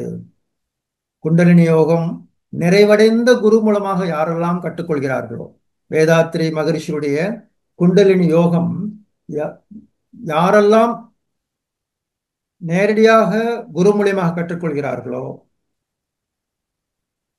அவர்களுக்கு ஒரு உயர்ந்த நிலை கிடைக்கிறது. நிறைவடைந்த குரு மூலம் நேர்முகமாய் குண்டலினி யோகம் கற்று நித்ததவம் ஆழ்ந்து ஆற்றி உண்மை உணரப் பெற்றால் முனைப்பு போகும். இறைவனது பகுதி நிலை உயிர் மனமாய் தேர்ந்து அதன் உறைவிடமாம் உடலதுவோ சமுதாயம் உற்பத்தி செய்து பல பொருட்கள் ஈந்து முறையாக வளர்த்து பண்பாட்டுடனே கல்வி தொழில் காப்பு தந்த முழு கதையும் சிந்தனையின் முதிர்ச்சியினால் உணர்ந்து வினைப்பதிவாய் பெற்ற கரை நீங்க உயிரதனை இறைநிலைக்கும் கனவுடலை சமூகத்திற்கும் கனிவுடனே அர்ப்பணிக்கும் தகமை வரும் இந்நிலையே முழுமை பேராம். அப்ப முழுமை பேரு அப்படிங்கிற ஒரு உயர்ந்த நிலை, தொண்டு என்று சொல்லக்கூடிய ஒரு உயர்ந்த நிலை, இந்த தவத்தில் உயர்ந்து உயர்ந்து உயர்ந்து சென்று இறை உணர்வு பெற்றவர்கள் எல்லாம் அறநெறி வாழ்க்கையை பின்பற்றி அதில் தான் குடும்பம் சுற்றம் ஊர் உலகம் என்ற வகைக்கு வரும் பொழுது அந்த பேரானந்த நிலையை அடைகிறார்கள். அருள் தந்தை அவர்கள் எண்ணற்ற கவிகளிலே சொல்வார்கள், இறைநிலை உணர்வை பற்றி ஆனந்தம் ஆனந்தம் என்று சொல்வார்கள். இன்னொரு கருத்து ஒன்று சொல்லுவாங்க, தொண்டாற்றி இன்பம் காண்போம் என்று சொல்வார்கள். ஒரு பக்கம் தொண்டு செய்பவர்கள் எல்லாம் இன்பம் காண்கிறார்கள், இன்னொரு பக்கம் தன்னுடைய மனதின் மூலமாக இறைநிலை தூய்மை பெற்ற மனமும் தெய்வத்தோடு இணையும் பொழுது பேரின்பம் காண்கிறது. இப்ப இது ரெண்டுக்கும் ஏதோ ஒரு கருத்து இருக்கிறது. அதாவது உணர்ந்தது சிவம், மலர்ந்தது அன்பும் கருணையும் அங்கே இணைக்கப்படுகிறது. அந்த இறை உணர்வு பெற பெற பெற அந்த நிலையில் அன்பும் கருணையும் மலர்ந்து எல்லோருக்கும் தன்னால் இயன்ற உதவியை செய்வது என்ற நிலையில ஒரு தனி மனிதன் குடும்பம் என்ற நிலையில உயர்ந்து, சுற்றம் என்ற நிலையில உயர்ந்து, ஊர் என்ற நிலையில உயர்ந்து, உலகம் என்ற நிலையிலே தன்னை உயர்த்தி கொள்கிறான். எங்கு பார்த்தாலும் மனவளக்கலை ஆசிரியர்களுடைய வாழ்க்கையை போய் பார்த்தீங்கன்னா, அவங்களுடைய சேவைகளை போய் பார்த்தீங்கன்னா, மனவளக்கலை பயிற்சி செய்து கொண்டு தொண்டாட்டி கொண்டு இருக்கக்கூடிய அருளாளர்களை பார்த்தீர்கள் என்றால் எப்போதும் எதையாவது சேவை செய்து கொண்டே இருக்கிறார்கள், தவம் செய்து கொண்டே இருக்கிறார்கள், மகிழ்ச்சியோடு இருந்து கொண்டே இருக்கிறார்கள். அந்த ஆத்மா தூய்மை அடைந்த பொழுது அந்த ஆத்மாவினுடைய மகிழ்ச்சி எப்போதும் எல்லாருக்கும் தன்னால் என்ற உதவி செய்து கொண்டே இருக்கும். அறிவு அந்த பெரும் நிலையில் அங்கே பரவெளியில் பறந்து விரிந்து உள்ள பெரும்பொருளே பற்றற்ற தெய்வம் என்று பற்றினேன் உணர்ந்தேன், சிரமமர்ந்து மன அலையை சீரமைத்த பேற்றால் சிறப்புடைய பேரண்டு சீரியக்கம் கண்டேன். நான் என்ற சிற்றல்லை நான் கடந்த போது நான் நீயாய் கூர்தலறம் நல்லியல்பு அறிந்தேன். கரம் குவித்தேன் நீயே நான் இரண்டும் ஒன்றே என்று கலங்கமின்றி நீ நானாய் விளங்கும் பேரறிவு. எல்லா மனிதர்களிடத்தும் ஒரு வணக்கம், இறை வணக்கம். வாழ்க வளமுடன், வாழ்க வளம், நீங்களும் நல்லா இருக்கணும், வாழ்க வளமுடன் என்ற கரம் குவித்து ஒருவருக்கு ஒருவர் வாழ்த்தி வாழ்த்தி வாழ்த்தி எல்லாரும் நினைப்போம். எல்லாரும் தெய்வம்தான். தெய்வ நிலையிலே இறை உணர்வு பெறும் ஆற்றல் எல்லோருக்கும் உண்டு என்பார் அருள் தந்தை. எல்லாருக்கும் சோர்ந்து போகாதீங்க, எல்லாருக்கும் உண்டு. இந்த வாய்ப்பை கடைகோடியில் இருப்பவர்கள் கூட கல்வி அறிவு பெறவில்லை என்றாலும் கூட ஆன்ம உணர்வை அடைய முடியும், இந்த பேரானந்தத்தை அடைய முடியும். அதற்கு ஆங்காங்கு சென்று கிராமங்கள் தோறும் பட்டிகள் தோறும் இந்த மனவளக்கலை கொண்டு, இல்லங்கள் தோறும் இந்த மனவளை கொண்டு வேதாத்திரியம் பரப்பிக் கொண்டிருக்கிறது. இறை சேவை வெகு கடைகோடியில் கூட இறை சேவைகள் நடந்து கொண்டிருக்கின்றன. இத்தகைய அந்த மேன்மையுள்ள பேரின்ப ஊற்றாம் உன்னில் மிதக்கின்றேன் காப்பு நிலை மாறாமல். அந்த அதே உணர்வை கொஞ்சம் அடையிறது அல்ல, ஏதோ கொஞ்சம் அடைஞ்சிட்டு இனி எப்ப கிடைக்குமோ என்பது அல்ல, தொடர்ந்து அது காப்பாக இருந்து தொடர்ந்து அதுக்கு எப்போதும் வாழ்க்கையில், இப்போது மட்டுமல்ல எப்போதும் வாழ்க்கையில் இன்பம் மகிழ்ச்சி நிறைவு கிடைத்துக்கொண்டே இருப்பதற்கு தவம் புரிய வேண்டும். தவம் என்பது எப்போதும் நமக்கு அந்த உணர்வை கூட்டி கொடுத்து கொண்டே இருக்கும். பெருகி வரும் பேரின்ப எல்லை கண்டு பிறப்பு இறப்பு எல்லைக்கு அப்பால் உள்ள நிர்விகற்ப நிலை கண்டால் எங்கும் என்றும் நீ அனைத்துமாகி நிற்கும் தன்மை காண்பாய். எல்லா இடத்திலும் இறை காட்சி காண்பாய். நிறைவு பெறும் வாழ்க்கையில மனம் நிறைவு பெறும், தீய வினைகள் அகலும், வாழ்வில் நிகழ்வதெல்லாம் பேரின்ப ஊற்றாய் மாறும். அந்த பேரின்ப ஊற்று என்பது தவத்தின் மூலமாக அடையக்கூடிய ஒரு மிகப்பெரிய ஒரு நிலை. அது ஆன்மாவினுடைய தேடுதல். எல்லா ஆன்மாக்களும் அந்த நிலையை, இந்த சிறையை, உடலெனும் சிறையை விட்டு நீங்கி அந்த பேரின்பத்தை அடைவதற்கு அது விரும்புகிறது. அதை இறைநிலை, இன்பம், துன்பம், அமைதி, பேரின்பம் என்ற 4 நிலைகளை வைத்திருக்கிறது. அந்த 4 நிலைகள்ல இன்பத்தையும் துன்பத்தையும் மட்டுமே அடைந்து கொண்டிருக்கிறார்கள் பெரும்பாலும். அமைதியின் பக்கம் வருவதே இல்லை. அதற்கு அமைதிக்கு தவம் முதலில் கிடைக்க வேண்டும். அப்பொழுதுதான் துன்பங்கள் அகலும். உள்ளதை உணர்தல், நல்லதை செய்தல், அல்லதை விடுதல். கொஞ்சம் கொஞ்சமாக அல்லதெல்லாம் நீங்க ஆரம்பிக்கும். அப்புறம் நல்லதெல்லாம் செய்ய ஆரம்பிப்போம். அப்புறம் உள்ளது மலரும். உள்ளது மலர்ந்தது உலகங்களாய் உயிர்களாய் என்ற கருத்தை அந்த பேரின்ப உணர்வாக அருள் தந்தை போன்ற மகான்கள் நமக்கு வழங்கியிருக்கிறார்கள். இதையெல்லாம் நாம் சிறிது நேரம் நம்ம சிந்தித்திருக்கிறோம். தொடர்ந்து இந்த கருத்தை கேட்டுக்கொண்டிருக்கக்கூடிய அன்பர்கள், இந்த மனவிலக்கலை மட்டும் நாம் ஒரு தீவிரமான முயற்சி எடுத்தோம் என்றால் இந்த பிறவியிலேயே நாமும் மகான்களை அடைந்து அந்த நிறைவை நாமளும் பெற முடியும் என்று சொல்லி இந்த சிந்தனையை கேட்டு மகிழ்ந்த அத்துணை அன்பர்களுக்கும் வாழ்த்துக்களை கூறி எனது உரையை நிறைவு செய்கிறேன். இதில் கலந்து கொண்ட அத்துணை அன்பர்களும் நீங்களும் உங்கள் அன்பு குடும்பமும் அருட்பேராற்றல் கருணையினால் உடல் நலம், நீலாயுள், நிறை செல்வம், உயர்ப்புகள் மெய்ஞானம் ஓங்கி வாழ்க வளமுடன், வாழ்க வளமுடன், இறையர்களும் குருவர்களும் எப்பொழுதும் துணை நிற்கட்டும். வாழ்க வளமுடன். நன்றி. தற்பொழுது ஐயா அவர்கள் நம்முடைய கேள்விகளுக்கு சிறப்பான பதில் அளித்துள்ளார்கள். கேள்வி கேட்க விரும்பும் அன்பர்கள் பெயரையும் ஊரையும் தெரிவித்து தங்களுடைய கைபேசி தாங்களே அன்மிட் செய்து கொண்டு கேள்விகளை மட்டும் சுருக்கமாக கேட்கும்போது அனைவருக்கும் அது பயனுள்ளதாக அமையும் என்பதை அன்போடு தெரிவித்துக் கொண்டு முதலாவது அன்பராக பவுன் ஸ்ரீனிவாசன் ஐயா, நீங்க ஐயா கிட்ட உங்களுடைய கேள்விகள் கேட்கலாங்க ஐயா. ஐயா வாழ்க வளமுடன் ஐயா. வாழ்க வளமுடன். சொல்லுங்க ஐயா. தஞ்சாவூர்ல இருந்து பேசுறேங்க ஐயா. ஐயா இப்ப என்கிட்ட 2 கேள்விகள் இருக்குது. மகரிஷி ஐயா அறிவு உணர்ச்சிகளுக்கு அடிமையாவது இயல்பு, அதை வெல்றது சிறப்பு அப்படின்னு இருக்கிறாங்க. ஆனா நிறைய சமயத்துல பாத்தீங்கன்னா அந்த உணர்ச்சிகளுக்கே அடிமையாயிடுது. அதாவது நம்ம யார் மேல அவங்களோட ஏற்பட்ட சண்டைகள், இது ஐயோ இப்படி நடந்துச்சு அப்படி நடந்துச்சு இப்படி பண்ணிருக்கலாமே, அதாவது அது நடந்து முடிஞ்சிடுச்சு அந்த நிகழ்ச்சி. இருந்தாலும் அந்த நிகழ்ச்சியில நம்ம இப்படி பண்ணிருக்கலாமே, நம்ம அப்படி பண்ணிருக்கலாமே, நம்ம அந்த இடத்துல ஒரு விழிப்பு நிலையில இல்லாம ஒரு தவறா நம்ம கோவப்பட்டோ அவங்க கோவப்பட்டோ அந்த உறவுகள்ல ஒரு பிரிவு ஏற்பட்டுச்சு. அது இப்படி நடந்திருக்கலாம் அப்படி நடந்துக்கலாம்னு மனசுக்குள்ள திருப்பி திருப்பி ஓடிக்கிட்டே இருக்கு. இது எப்படி ஓவர் கம் பண்ணி வருது? அதாவது உணர்ச்சி வென்றுது மேக்சிமம் டைம்ல. இது ஒரு கேள்விங்க. இன்னொன்னு எப்பயுமே அந்த ஒரு வேலை செய்யறோம் அப்படின்னா ஏதாவது கவனச்சிதறல் ஏற்பட்டுக்கிட்டே இருக்குது. அதாவது மனம் அப்படியே பழகி இருக்குது. அதை எப்ப உணர முடியுது அப்படின்னா, ஒரு ஆபீஸ்ல ஒரு வேலை ஜாப்ல ஏறப்ப அது உணர முடியுது. அப்படியே மனம் டைவர்ஷன் ஆயிடுது. அப்புறம் திருப்பி அதை கொண்டு இழுத்து கஷ்டப்பட்டு அந்த ஈஸியா செய்யற வேலையை கஷ்டப்பட்டு முடிக்கிற மாதிரி இருக்குது. இது எப்படி சரிபடுத்திக்கிறது? இது 2 கேள்வி இருக்குதுங்க. வாழ்க வளமுடன். நீங்க பொதுவா நீங்க சொல்லிட்டீங்க. அது முறையா ஒவ்வொரு பயிற்சியா நம்ம பண்ணிக்கிட்டே வரணும். உணர்ச்சி அப்படிங்கிறது மனதினுடைய பதிவுகள், அதுதான் எண்ணங்களாக வந்துகிட்டே இருக்குது. உணர்ச்சி, தேவை, முயற்சி, எண்ணங்கள் ஆரம்பிக்கிறதே உணர்ச்சியிலிருந்து ஆரம்பிக்குது. அதனால அது இயல்பு தான். எண்ணமே உணர்ச்சி நிலைகளில் தான் இருக்கும். இந்த இந்த வகையில் நம்ம இந்த வாழ்க்கை தேவைகளை எப்படி முடிக்கிறோம் அப்படிங்கிறது போகுது. அப்போ இந்த உணர்ச்சி அறிவு ஒரு பக்கம் சரியா செய்யணும் சரியா செய்யணும்னு எல்லாத்தையும் பார்த்துக்கிட்டே வருது. இப்ப இடையில இந்த மனதை நாம் எப்படி கையாளப் போகிறோம், அதுக்கு தான் பயிற்சியா. மனதுக்கு முறையா எவர் ஒருவர் தவத்தையும் அகத்தாய் பயிற்சிகளையும் கொடுத்து கொண்டே வருகிறார்களோ கொஞ்சம் கொஞ்சமாக முன்னேறி கொண்டே இருப்போம். எண்ணங்களிலே முதலிலே தீய எண்ணங்கள் நமக்கு வராது. உணர்ச்சி நிலைகளில் வரக்கூடிய எண்ணங்கள் வராது. மயக்க நிலைகளில் வரக்கூடிய எண்ணங்கள் வராது. ஒவ்வொரு பயிற்சியை எடுத்துக்கணும்.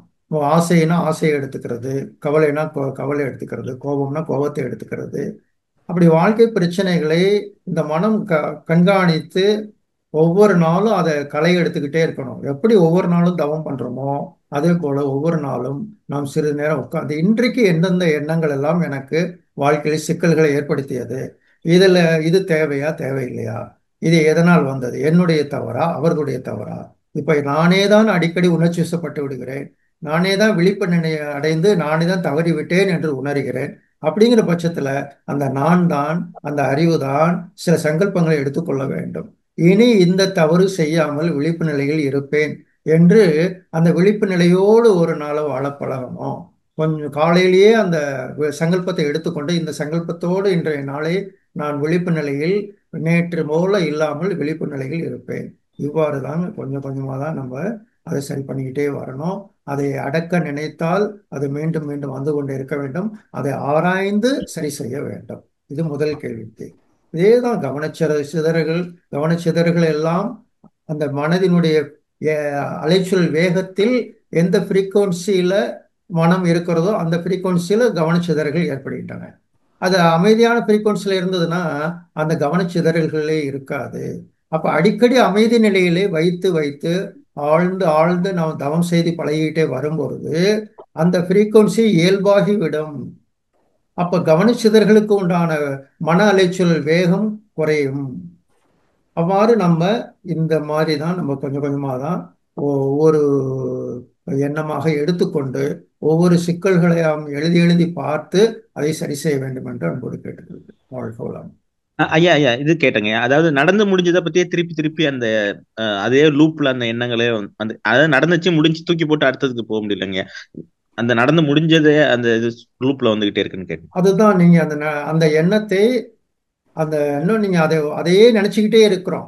அப்ப நம்ம என்ன பண்ணணும்? இனி இந்த எண்ணம் எழாமல் விழிப்போடு இருந்து என்னை நான் காத்துக்கொள்வேன் அப்படிங்கிற சங்கல்பத்தை தான் அடிக்கடி நம்ம நினைக்கணுமே தவிர நடந்ததையே திருப்பி திருப்பி நினைச்சுக்கிட்டே இருந்தோம்னா அதுதான் லூப்பா வந்துகிட்டே இருக்கும். வாழ்க வளமுடன். வாழ்க வளமுடன். நன்றிகள் ஐயா. பயிற்சி நல்லா செஞ்சு ஐயா சொன்ன மாதிரி செஞ்சுட்டே இருந்தீங்கன்னா இதுல இருந்து நீங்க வெளியில வந்துடலாம் ஐயா. வாழ்க வளமுடன். நன்றிகள் ஐயா. வாழ்க வளமுடன். அடுத்ததாக கேலக்ஸி M12 ஆழியார் ஐயா, உங்களுடைய பெயரை சொல்லிட்டு நீங்க ஐயா கிட்ட உங்களுடைய கேள்வியை கேட்கலாம். Galaxy M12 Aliyar.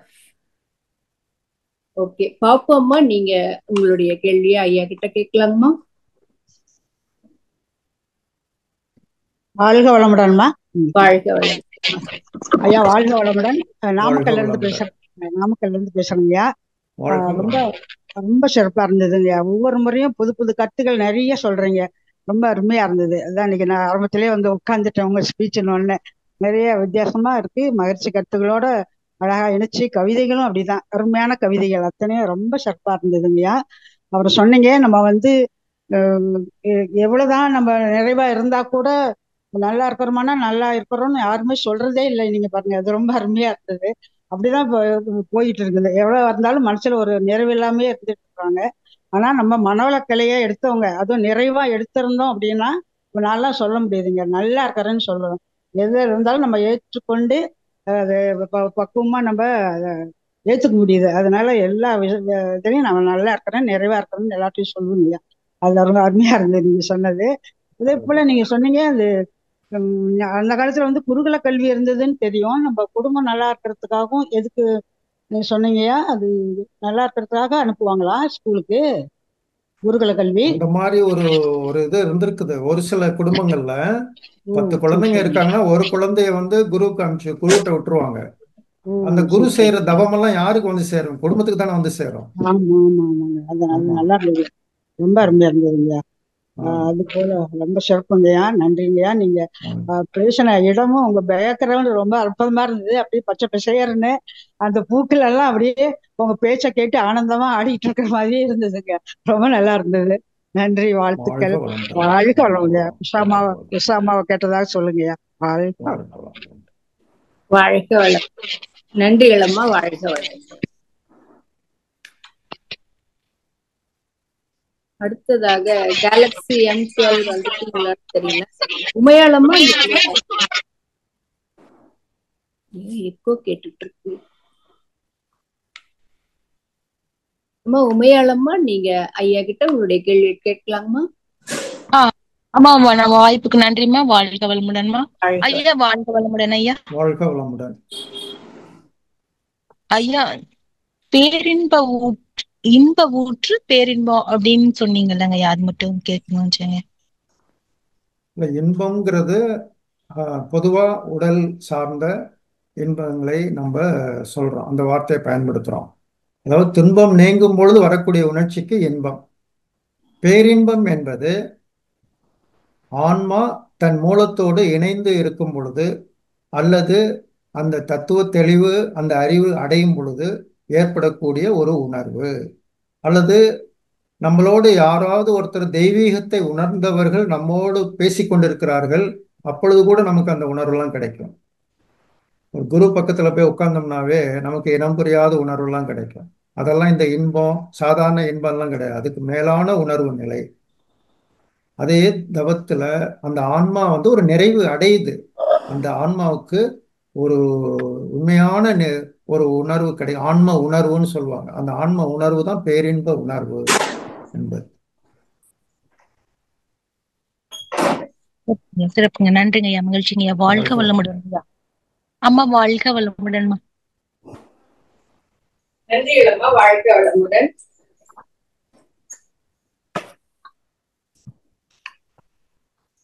அடுத்ததாக லக்ஷ்மி அம்மா, நீங்க ஐயா கிட்ட உங்களுடைய கேள்வி கேட்கலாமா? லக்ஷ்மி அம்மா அன்மியூட் கொடுத்துட்டாங்கம்மா உங்களுக்கு. லக்ஷ்மி அம்மா ஒரு முறை டச் பண்ணுங்கம்மா மைக்க.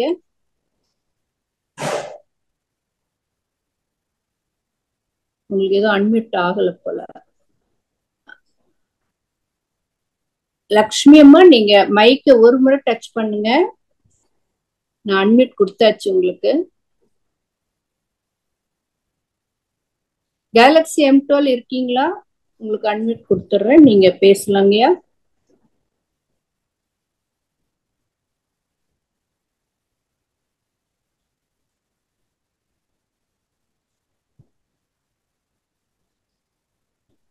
லக்ஷ்மி அம்மா நீங்க அன்மியூட் பண்ணலாம். கேலக்ஸி உங்க பேர் கேலக்ஸி M12 பேக்ரவுண்ட்ல வந்து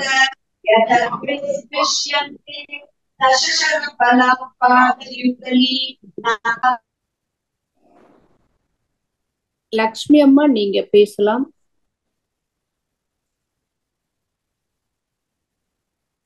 இன்னும் அவங்களுக்கு அன்மியூட் ஆகலன்னு நினைக்கிறேன்.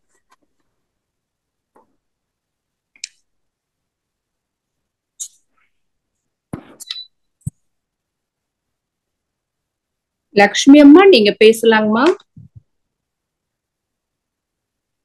கேலக்ஸி M12 நீங்க உங்க பேக்ரவுண்ட் கொஞ்சம் சவுண்ட் நீங்க பேசலாம். சவுண்ட் வந்துட்டு இருக்கு.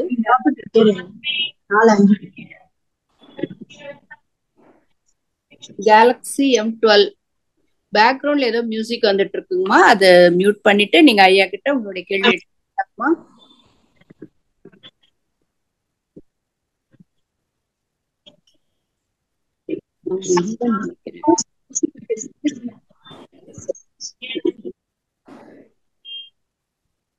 வேற யாருக்காவது ஏதாவது கேள்விகள் இருந்தா கேட்கலாம். கவிதா கோவிந்தராஜன் அம்மா நீங்க ஐயா கிட்ட உங்களுடைய கேள்விகள் கேட்கலாமா? வாழ்க வளமுடன் அம்மா. வாழ்க வளமுடன் ஐயா. வாழ்க வளமுடன் ஐயா. இன்பத்துக்கும் மகிழ்ச்சிக்கும் என்னங்க ஐயா டிஃபரெண்ட், வித்தியாசம் வரும்? இன்பம்னா என்ன, மகிழ்ச்சி? இல்ல, மகிழ்ச்சி இன்பம்லாம் ஒரே வார்த்தை தான். ஒரே ஒரே வார்த்தை தான். மகிழ்ச்சி இன்பம் எல்லாமே ஒன்று பிடிக்கிறது. இதுல பேரின்பம் அப்படிங்கிறது அல்லது நீடித்த நிலைத்த இன்பம் அப்படிங்கிற ஒரு தான் ஆன்மீகத்துல சொல்லப்படுது. ஆனந்தம் அப்படிங்கிற இன்னொரு வார்த்தையில சொல்லுவாங்க. ஆனந்தம் அப்படின்னு சொல்லுவாங்க. பேரின்பத்தை தான் இன்னொரு வார்த்தை ஆனந்தம். மகிழ்ச்சி வேறு, ஆனந்தம் வேறு. ஆனந்தம் அல்லது பேரின்பம் இவைகள் எல்லாம் ஆன்மா கிடைக்கக்கூடிய நிறைவு. ஆமா, இந்த உடல் சார்ந்த புலன் வழியில பெறக்கூடியதெல்லாம் அந்த மகிழ்ச்சி எல்லாம் இன்பத்தை சார்ந்தது.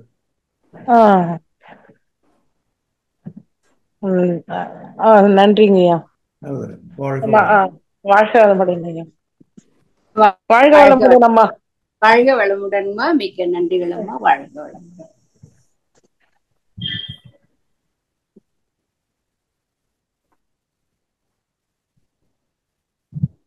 ஐயா, கேலக்ஸி M12 உங்களுக்கு அன்மியூட் கொடுக்குறேன். நீங்க பேக்ரவுண்ட் கொஞ்சம் மியூட் பண்ணிட்டு கேட்கலாம், கேள்விகள் கேட்கலாம். மதன மோகன் ஐயா, நீங்க ஐயா கிட்ட உங்களுடைய கேள்வி கேட்கலாம் ஐயா. அம்மா வாய்ப்புக்கு நன்றி அம்மா. வாழ வளரணும்மா. ஐயா வாழணும் ஐயா. வாழ்க வளமுடன். ஐயா இந்த தினமும் உடற்பயிற்சி செய்யறோம், தவம் செய்யறாங்க ஐயா, காயகல்பம் செய்யறோம். அகத்தவம் எப்ப ஐயா செய்யறது? அது நேரம் இப்போ ஒதுக்க முடியாம இருக்கு. அகத்தவம் எப்ப செய்ய? தவம் வந்து காலையில செய்யலாம், மாலையில செய்யலாம். சரிங்க ஐயா. எப்ப வேணாலும் செய்யலாம், எந்த நேரத்திலையும் செய்யலாம். காலை மாலை சிறப்பான நேரம். சரிங்க ஐயா. ஆமா, காலையில சூரிய உதயம், மாலையில சூரிய அஸ்தமன நேரம் மிக சிறப்பான நேரம். இதெல்லாம் இயற்கை நமக்கு நல்ல ஒரு அமைதியான நேரத்துல நம்ம செய்யறது ரொம்ப நல்லா இருக்கும் தவம். நீங்க வந்து இப்ப எப்ப செய்யலாம் எப்ப செய்யலாம்னு கேட்டுக்கிட்டு இருக்கிறத விட அருகில் உள்ள மன்றத்தில் கூட்டு தவத்துக்கு போய் நான் வந்து கலந்துக்குவேன், தவம் வருதோ இல்லையோ கூட்டு தவத்துல கலந்துக்குவேன்னு ஒரு சங்கல்பம் எடுத்துக்கோங்க. அருகில் உள்ள மன்றங்களில அறிவு திருக்கோயில தவ மையத்துல போய் கூட்டு தவத்துல ஒரு தவமாவது போய் கலந்துக்குவேன் அப்படின்னு சங்கல்பம் போட்டுட்டு போய் கலந்துக்கிட்டே வாங்க. கொஞ்சம் கொஞ்சமா, ஏன்னா நம்ம வீட்டுல செய்யறதுக்கும் மன்றத்துல செய்யறதுக்கும் வித்தியாசம் இருக்கு. ஆமா, அதனால அந்த தவத்துல கிடைக்கக்கூடிய உணர்வு கூட கூட கூட அப்புறம் நீங்க வீட்டிலேயே தவத்தை விட மாட்டீங்க. உடற்பயிற்சிக்கு எவ்வளவு முக்கியத்துவம் கொடுப்பீங்களோ அதே மாதிரி தவத்துக்கு முக்கியத்துவம் கொடுக்க ஆரம்பிச்சிருவீங்க. அகத்தவம் வந்து அது செய்யறது இந்த அகத்தவம்னு பெயர் சொல்றோம். அகத்தவம் வேறு தவம் வேறு அல்ல. தவத்துக்கே இன்னொரு பெயர் அகத்தவம். அகத்தவம் என்பது ஆன்மாவிலே மனதை உள்ளார போய் நம்ம கவனிக்கிறோம். புறத்தவம்ங்கிறது வெளியில சாமி கும்பிடுறது. அகத்தவம்ங்கிறது உள்ளார போய் மனதுல தெய்வத்தோடு ஒன்றி நிற்கிறது. அகத்தவம். சரிங்க, சரி. நன்றி நன்றி. வாழ விடுமா. நன்றியா வாய்ப்பு நன்றியம்மா. வாழ விடுமா.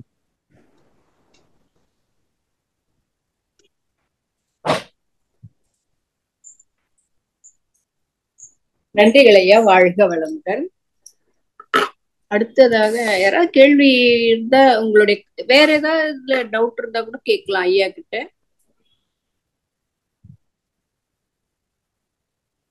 மவுண்ட் ஸ்ரீனிவாசன் ஐயா, அகைன் நீங்க ஹேண்ட் ரைஸ் பண்ணிருக்கீங்க. ஐயா கிட்ட கேளுங்க உங்களுடைய கேள்வி. ஐயா இப்போ வந்து மகரிஷி ஐயாவோட இதுல வந்து நடுமணம் அந்த மாதிரி சித்தம் அந்த மாதிரி இதெல்லாம் கவிதைகள்லாம் இருக்குது, அதெல்லாம் படிச்சிருந்தாங்க ஐயா.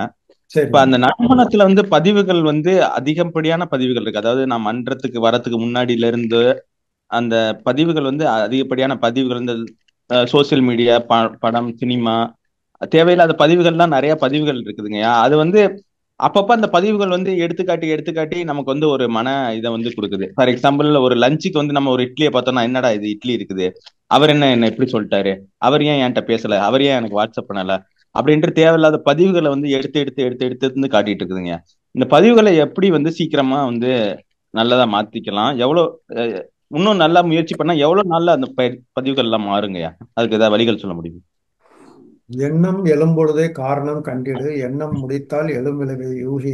எண்ணம் அந்த எழும்பொழுதே காரணத்தை பார்க்கணும் அப்படிங்கிறாரு மகரிஷி. எண்ணம் எழும்பொழுதே காரணம் கண்டிடு. எதனால் இந்த எண்ணம் வருகிறது? இது தேவையால் வருதா, பழக்கத்தால் வருதா, சூழ்நிலை வருதா, பிரமண தூண்டுதலினால் வருதா, கருவமைப்பினால் வருதா, இது தெய்வீக எண்ணமா அப்படின்னு ஆராய்ச்சி பண்ணிக்க சொல்றாங்க. அப்ப எண்ணம் வருது இல்லையா, அந்த எண்ணம் இந்த 6 வகையில தான் எழுந்து கொண்டே இருக்கிறது. அதுல எதனால் வருது? இந்த எண்ணம் நல்ல எண்ணமா தீய எண்ணமா? இது செயல்படுத்தினால் வரக்கூடியது நன்மையா தீமையா? அப்ப இது ஒன்றும் இல்லை, சும்மா வந்துகிட்டே இருக்குது, இதனால ஒன்றும் துன்பம் இல்லை அப்படின்னா ஒன்றும் இல்லை. இது துன்பம் தரக்கூடிய எண்ணம் அப்படின்னா அதை மனதிலிருந்து அகற்றிடணும். அதுக்கு ஒரு சங்கல்பம் பண்ணிக்கிறோம். இதுதான் எண்ணம் ஆராய்தல் பயிற்சி. இதுதான் நம்ம மகரிஷி கற்றுக் கொடுத்துருக்குறாங்க. இது வந்து பேசிக். இந்த பேசிக் ஃபார்முலாவை வச்சுக்கிட்டு இன்றைய தினம் என் மனதில் என்னென்ன வகையில எல்லாம் எண்ணம் வந்ததுன்னு அன்று மாலை இரவு ஒரு 5 நிமிடம் 10 நிமிடம் நாம் கொஞ்சம் கொஞ்சம் அகத்தாய்வு பயிற்சி பண்ணிக்கிறோம். அகத்தாய்வு பயிற்சியில் என்ன பண்றோம்? எண்ணங்களை பார்க்குறோம். ஏதாவது குறைகள் இருந்தால் குறைகள் எழுதி வச்சுக்கிறோம். அதை எப்படி போக்குவது என்று எழுதி வச்சுக்கிறோம். அதை முயற்சி செய்கிறோம், அதை போக்கிடுறோம். இதுதான பயிற்சி. என்னங்க? ஐயா இதுக்கு வந்து இந்த மாதிரி இது ஒரு இதை குறைக்கிறதுக்கு இப்ப நல்லா தவம் பண்ணிட்டு வந்தோம்னா எவ்வளவு நாளுங்க ஆகும்? இப்ப நீங்க ஆரம்ப காலத்துல கரெக்ட், இந்த நல்லா மாதிரிதான் கேட்டீங்க. ஒண்ணு, இந்த மாதிரி பயிற்சி பண்ணிக்கிட்டே வர்றோம். கூடுதலா இதுக்கு சப்போர்ட்டுக்கு என்ன பண்ணணும், நடுமணம் பதிவுகள் மூளையில் பதிந்து எண்ணங்களாக வெளிப்பட்டு கொண்டே இருக்கும். அப்ப அது வந்து துரியதவம் ஏற்ற ஏற்ற ஏற்ற சில தேவையற்ற பதிவுகள் நம்மளை விட்டு கலைந்து நீங்கிக் கொண்டே இருக்கும். துரியதவமே நமக்கு சில பதிவுகள், தேவையற்ற பதிவுகள் எல்லாம் போக்கிடும். அதோடு கூட பயிற்சியும் செய்யும் போது இன்னும் நமக்கு முழுமையான ஒரு நிலையடையும். இவ்வளவு நாட்கள்லாம் நம்ம சொல்ல முடியாது. உங்க மனதில் எப்படிப்பட்ட எண்ணங்கள், பதிவுகள், நீங்க எதற்கு முக்கியத்துவம் கொடுத்து எண்ணிக்கொண்டே இருக்கிறீர்கள், உங்களுடைய வாழ்க்கையை நீங்க தான் உங்களுக்கு தான் தெரியும். நீங்க தான் அதை பார்த்து பார்த்து பார்த்து ஒருத்தருக்கு சில நாட்கள்ல முடியும், ஒருத்தருக்கு தொடர்ந்து செய்து கொண்டே இருக்கணும். அதனால அப்படி இத்தனை நாட்களுக்குள்ள எல்லாம் சொல்ல முடியாது. ஆனால் நிச்சயமாக நேற்று இருந்ததை விட இன்று நாம் முன்னேறி இருக்கிறோம் பயிற்சி செய்தால். வாழ்க வளமுடன். சரிங்க, நல்லது. நன்றிகள் ஐயா, வாழ்க வளமுடன். ஐயா, மகேஷ் என்றொரு எதிர்மறையாக யாராவது என்னிடம் பேசினால் அதை நான் உள்ளெடுத்துக் கொள்ளாமல் இருக்க எப்படி கட்டுப்படுத்துவது அப்படின்னு ஒரு கேள்வி கேட்டிருக்காருங்க சாட் பாக்ஸ்ல. வாழ்த்து தான். மகரிஷி என்ன சொல்றாங்க? வாழ்த்து சொல்றாங்க. நல்லா வாழ்த்திக்கிட்டே வரணும். இன்னல் புரிவோர் எதிரில்லாக நினைப்போர் எவரேனும் இருப்பினும் அவர்களும் மனம் திருந்தே நல்வாழ்வு பெற கருணையோடு வாழ்த்துவேன். இது எதிர்மறை. அதே மாதிரி எண்ணங்களை எடுத்துக்கிறது. எதிர்மறையான எண்ணங்களை எடுத்துக்கிட்டு இனி இந்த எண்ணம் மேலாமல் விழிப்போடு இருந்து என்னை நான் காத்துக்கொள்வேன் என்று சங்கல்பம் எடுத்துக்கொள்ள வேண்டும். நிச்சயமாக உங்களுக்கு ஒரு உயர்வு கிடைக்கும். பாசிட்டிவ் எனர்ஜி, பாசிட்டிவ் தாட்ஸ் வந்துகிட்டே இருக்கும். கொஞ்ச நாள்ல எதிர்மறை எண்ணங்கள் வராமல் நேர்மறையான எண்ணங்கள் மாறிவிடும். அதுக்கான மனப்பயிற்சி தான் நம்ம ஈடுபடுகிறோம். மனதுக்கு தான் பயிற்சியில கொடுத்துக்கிட்டே இருக்கிறோம். மனதுக்கு பயிற்சி கொடுக்காம இது சாத்தியம் இல்லை.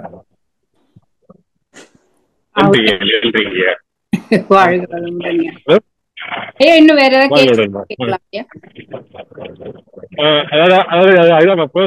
போய் எனக்கு வந்து நான் டென்ஷன் ஆகாம இருக்கிறதுக்கு என்னால முடிஞ்ச வரைக்கும் இந்த இதுல அகத்தையெல்லாம் பண்ணிட்டு இருக்கேன், ஆராய்ச்சி எல்லாம் பண்ணிட்டு இருக்கேன். இப்ப பெரிய பிரச்சனை என்ன, இப்ப என்ன இன்னொரு இது இல்லைன்னா வந்து நான் சாதாரணமா சொல்லி மத்தவங்களுக்கு டென்ஷன் ஆகாத விஷயத்துல வந்து நான் பண்ற பயிற்சியில தோல்வி அடைஞ்சுக்கிட்டே இது அந்த அளவுக்கு வெற்றி எனக்கு கிடைக்க மாட்டேங்குது. அந்த மாதிரி வெற்றி கிடைக்காததுக்கு ஏதாவது அதுக்கு காரணம் ஏதாவது வினைப்பதிவுல காரணமா இருக்கலாமா? இருக்கலாம். வினைப்பதிவுகளே தான் நமக்கு வாழ்க்கையில் சிக்கல்களாக வரும். நபர்களாக வந்து சில துன்பங்களை கொடுப்பார்கள். ஆகவேதான் நம் தவத்தை கூட்டிக்க வேண்டும். தவத்தை நல்லா கூட்டிக்கணும், நல்லா தவம் செய்யணும், முடிஞ்ச அளவுக்கு பிறருக்கு உதவி செய்யணும், நல்ல புண்ணிய காரியங்களை செய்யணும். இதெல்லாம் நமக்கு எந்த சிக்கலும் வராம நம்மளை தடுக்கும். வாழ்க வளமுடன். நன்றிகள் ஐயா, வாழ்க வளமுடன். உங்க டவுட் கிளியர் ஆயிடுச்சுங்களா? வாழ்க வளமுடன். அடுத்ததாக பாலசுப்ரமணியன் ஐயா, நீங்க ஐயா கிட்ட உங்களுடைய கேள்வி கேட்கலாம் ஐயா. ஐயா வாழ்க வளமுடன். வாழ்க வளமுடன். ஐயா நான் காம்பஸ்ல இருந்து தான் பேசுறேன் ஐயா. சொல்லுங்க ஐயா. வாழ்க வளமுடன் ஐயா. அதாவது நம்ம ஒரு சமீப காலத்துல இந்த குருகுல கல்விட்டு ஒரு புதிய நம்ம இது ஆரம்பிச்சிருக்கோம் இல்லையா? இந்த இது அறிவிப்பு கேட்ட உடனே நான் ரொம்ப மகிழ்ச்சி அடைகிறேன். பெரிய ஏமாற்றம் கிடைத்தது. ஏன்னா அதுல வந்து வயது அடிப்படையில நான் நிராகரிக்கப்பட்டிருக்கேன். அது 2வது பேட்சில் பார்த்தா மறுபடியும் என்ன பண்ணாங்க, இந்த 23 நாள் 20 நாள் ஆக்குனாங்க. அதே மாதிரி அதுக்கு ஏற்ற மாதிரி எல்லாமே குறைஞ்சிது. ஆனா ஏஜ் மட்டும் அதை கன்சல்ட் இல்லை. நான் தாழ்வுடன் கேட்டுக்கொள்வது என்றால், இதை வந்து ஏஜ் ரிலாக்ஸேஷன் கொடுத்தீங்கன்னா என்ன மாதிரி இதை பற்றி மிகவும் ஆழ்ந்து அறிய வேண்டும் என்ற ஒரு எண்ணம் கொண்டவர்களுக்கு இது ஒரு நல்ல வாய்ப்பாக கிடைக்கும். அதற்கான ஏற்பாடுகள் செய்தால் நான் மிகவும் மகிழ்ச்சியாக அடைவேன். உடனே ஓகேங்க. வாழ்க வளமுடன் ஐயா. உங்களை மாதிரி பல பேர் அந்த மாதிரி ரிக்வெஸ்ட் பண்ணிட்டு இருக்காங்க. இது நிர்வாகத்துக்கு அந்த இயக்குநரகத்துக்கு நம்ம தெரியப்படுத்திக்கிட்டே இருப்போம். அவங்க ஆனால் சில இது வச்சிருக்கிறாங்க. எப்படி ஒவ்வொரு இதுக்கும் நம்ம வந்து இது மாதிரி இருந்தால் தான் நல்லா இருக்கும் அப்படின்னு மாதிரி ஒரு சிஸ்டம் வச்சிருக்கிறாங்க. அதனால அவங்களுக்கு உங்க இதை தெரியப்படுத்துறவங்க வாழ்க்கை வளம்ட்டாங்க. ஐயா, இதுல நான் என்ன சொல்ல வரேன்னா, நாங்க இதை கத்துக்கிட்டு நாங்க வந்து எங்களுடைய அறிவை தான் உயர்த்த போறோமே தவிர, நாங்க இதை வந்து ஒரு இடத்துல போய் ஒரு இடத்துல பேசுறதோ இப்போ நாங்க வந்து தகுதி இல்லை, என்ன வயதாயிருக்கிற காரணத்தினால கூட நாங்கள் எங்களுக்குள்ளாக தெரிந்து கொள்வதற்கான ஒரு வாய்ப்பை எழுதி விடுகிறோம். ஏன்னா குருகுல கல்வின்றது நான் கேள்விப்பட்டிருக்கேன். குரு கூட இருந்து அவருக்கு எல்லா பணிவிடைகளையும் செய்து அந்த கல்வியை கற்றுக்கொள்வது குருகுல கல்வி. அந்த மாதிரி ஒரு வாய்ப்பு தற்போது நம்முடைய ஆழியார்கள் இருக்கும்போது நமக்கு அந்த வாய்ப்பு கிடைக்கவில்லையே என்ற ஒரு ஏக்கம் வாழ்நாளில் உள்ள தீர்ந்து என்று நினைக்கிறேன். அதற்காக ஐயா தங்கள் தயவு செய்து இதற்காக ஆவணங்களை நிச்சயமா தெரியப்படுத்துறவங்க. அதான் அந்த அந்த ப்ரோக்ராமே ஆசிரியர்களை உருவாக்கக்கூடிய ஒரு ப்ரோக்ராம். அதனால அவங்க போய் சர்வீஸ் பண்ணணும், நல்ல சிறப்பாக சர்வீஸ் பண்ணணும், அதுக்காக அவங்க திட்டமிட்டு இருக்கிறாங்க. நீங்க சொல்றதையும் புரிஞ்சுக்கிட்டேன், அதையும் நான் தெரியப்படுத்துறேன். வாழ்க வளம். மிக்க நன்றி ஐயா. வாழ்க வளம். வாழ்க வளம். நன்றிகள் ஐயா. வாழ்க வளமுடன். அடுத்த அன்பராக கேலக்ஸி M12 நீங்க ஹேண்ட்ரைஸ் பண்ணிருக்கீங்க. நீங்க மைக் ஓபன் பண்ணீங்கன்னா பேக்ரவுண்ட்ல ஏதோ டிஸ்டர்பன்ஸ் வருது. பேசலாங்க. உங்க பேரை சொல்லிட்டு பேச. வாழ்க வளமுடன். வாழ்க வளமுடன். உங்க பேர் சொல்லுங்கம்மா. மீனாம்பாள் பேசுறேங்கம்மா, சேலத்துல இருந்து. ஐயா கிட்ட பேசு. ஐயா வாழ்க வளமுடன். ஐயா வாழ்க வளமுடன்மா. ஐயா ஒரு அருள் மாதிரி பொழிகிற மாதிரி உங்களுடைய பிரசங்க, உங்களுடைய பேச்சு இருந்துச்சுங்க ஐயா. எனக்கு வயசு 80 தாண்டிடுச்சு. எங்கேயும் மன்றத்துக்கெல்லாம் போக முடியறது இல்ல. வீட்டுல இருந்தே நான் இதுல கேட்டு உங்களுடைய சொற்பொழிவு எல்லாம் கேட்டுட்டு இருக்கேன். ரொம்ப அருமையான பேச்சுங்க ஐயா. நன்றி நன்றி. நல்லா குரு கொடுத்ததை சொல்றோம். ரொம்ப ரொம்ப ரொம்ப ரொம்ப நல்லா ஒரு இனிமையான ஒரு நல்ல ஒரு கேட்டு எனக்கு என் மனசு அப்படியே நல்ல ஒரு ஆற்றலை கிடைச்சிருச்சுங்க ஐயா. உங்களுடைய பேச்சு வந்து இன்னைக்கு மாதிரி நான் அருவி பொழியிற மாதிரி கேட்டுட்டேங்க. ரொம்ப சந்தோஷம். நீங்களும் உங்கள் அன்பு குடும்பமும் நீடூழி வாழ்க வளமுடன், வாழ்க வளமுடன் வாழ்த்தி மகிழ்கிறேன். திரும்ப உங்களை பேச்சு கேட்கறீங்களுக்கு கொடுத்து வச்சிருக்கணுங்க ஐயா. ரொம்ப சந்தோஷம். குருவர்களுக்கு இதை சமர்ப்பிக்கிறோம். வாழ்க வளமுடன். சந்தோஷங்க ஐயா. சுவாமிஜியோட அப்படியே அவருடைய இதை நீங்க அப்படியே தத்ரூபமா இன்னைக்கு பேசுனீங்க. அவரே பேசுற மாதிரி என் மனசுல இன்னைக்கு இருந்துச்சு. அப்படியே மனசு ரொம்ப பூரிச்சு ரொம்ப சந்தோஷமா இருக்கேன். வாழ்க வளமுடன் ஐயா. வாழ்க வளமுடன். வாழ்த்தி அம்மா வாழ்த்தி மகிழ்கிறேன் அம்மா, எனக்கு சான்ஸ் கொடுத்ததுக்கு நன்றி. ரொம்ப சந்தோஷம். ரொம்ப சந்தோஷமா. எங்க ஊரு நாமக்கல் தான். கொஞ்சம் வந்து பாப்பு டீச்சர் பேசினாங்க. அவங்களும் நாங்களும் ஒன்னா ஒரே இதுல தவம் எல்லாம் பண்ணோம். பக்கத்து வீடு. ரொம்ப சந்தோஷம். ரொம்ப சந்தோஷம். அம்மா வாழ்க வளமுடன்மா. நீங்களும் உங்க அன்பு குடும்பம் அருமையா நீங்க இது ரெடி பண்றீங்க. எனக்கு அது மேல சொல்ல தெரியல. சந்தோஷமா. நன்றி. வாழ்த்துக்கள்மா. வாழ்க வளம். சந்தோஷம்.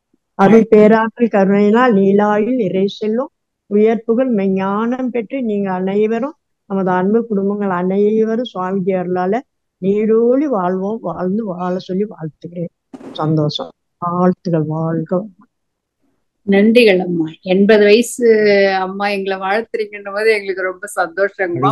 ஆமாங்கம்மா, நான் பயிற்சி எல்லாம் பண்றேங்கம்மா. நன்றி. பயிற்சி எல்லாம் விடுறது இல்ல. எங்க குடும்பத்துல எங்க பிள்ளைங்களுக்கு எல்லாம் நான் செய்யறதுல ஒன்னும் மறுப்பு இல்லை. எல்லாரும் ஏத்துக்குவாங்க. எல்லாருக்கும் இதுல ஈடுபாடு இருக்கு. ஆனா அவங்க வந்து செய்யல. எங்க பொண்ணு செய்யுதுங்க. ஓகேங்க. வாழ்க. ரொம்ப சந்தோஷம். வேணும்னு அவங்களுக்கு. அடுத்ததாக கேலக்ஸி AIM ஐயா, நீங்க உங்களோட பெயரை சொல்லிட்டு ஐயா கிட்ட உங்களுடைய கேள்விகள் கேட்கலாம்.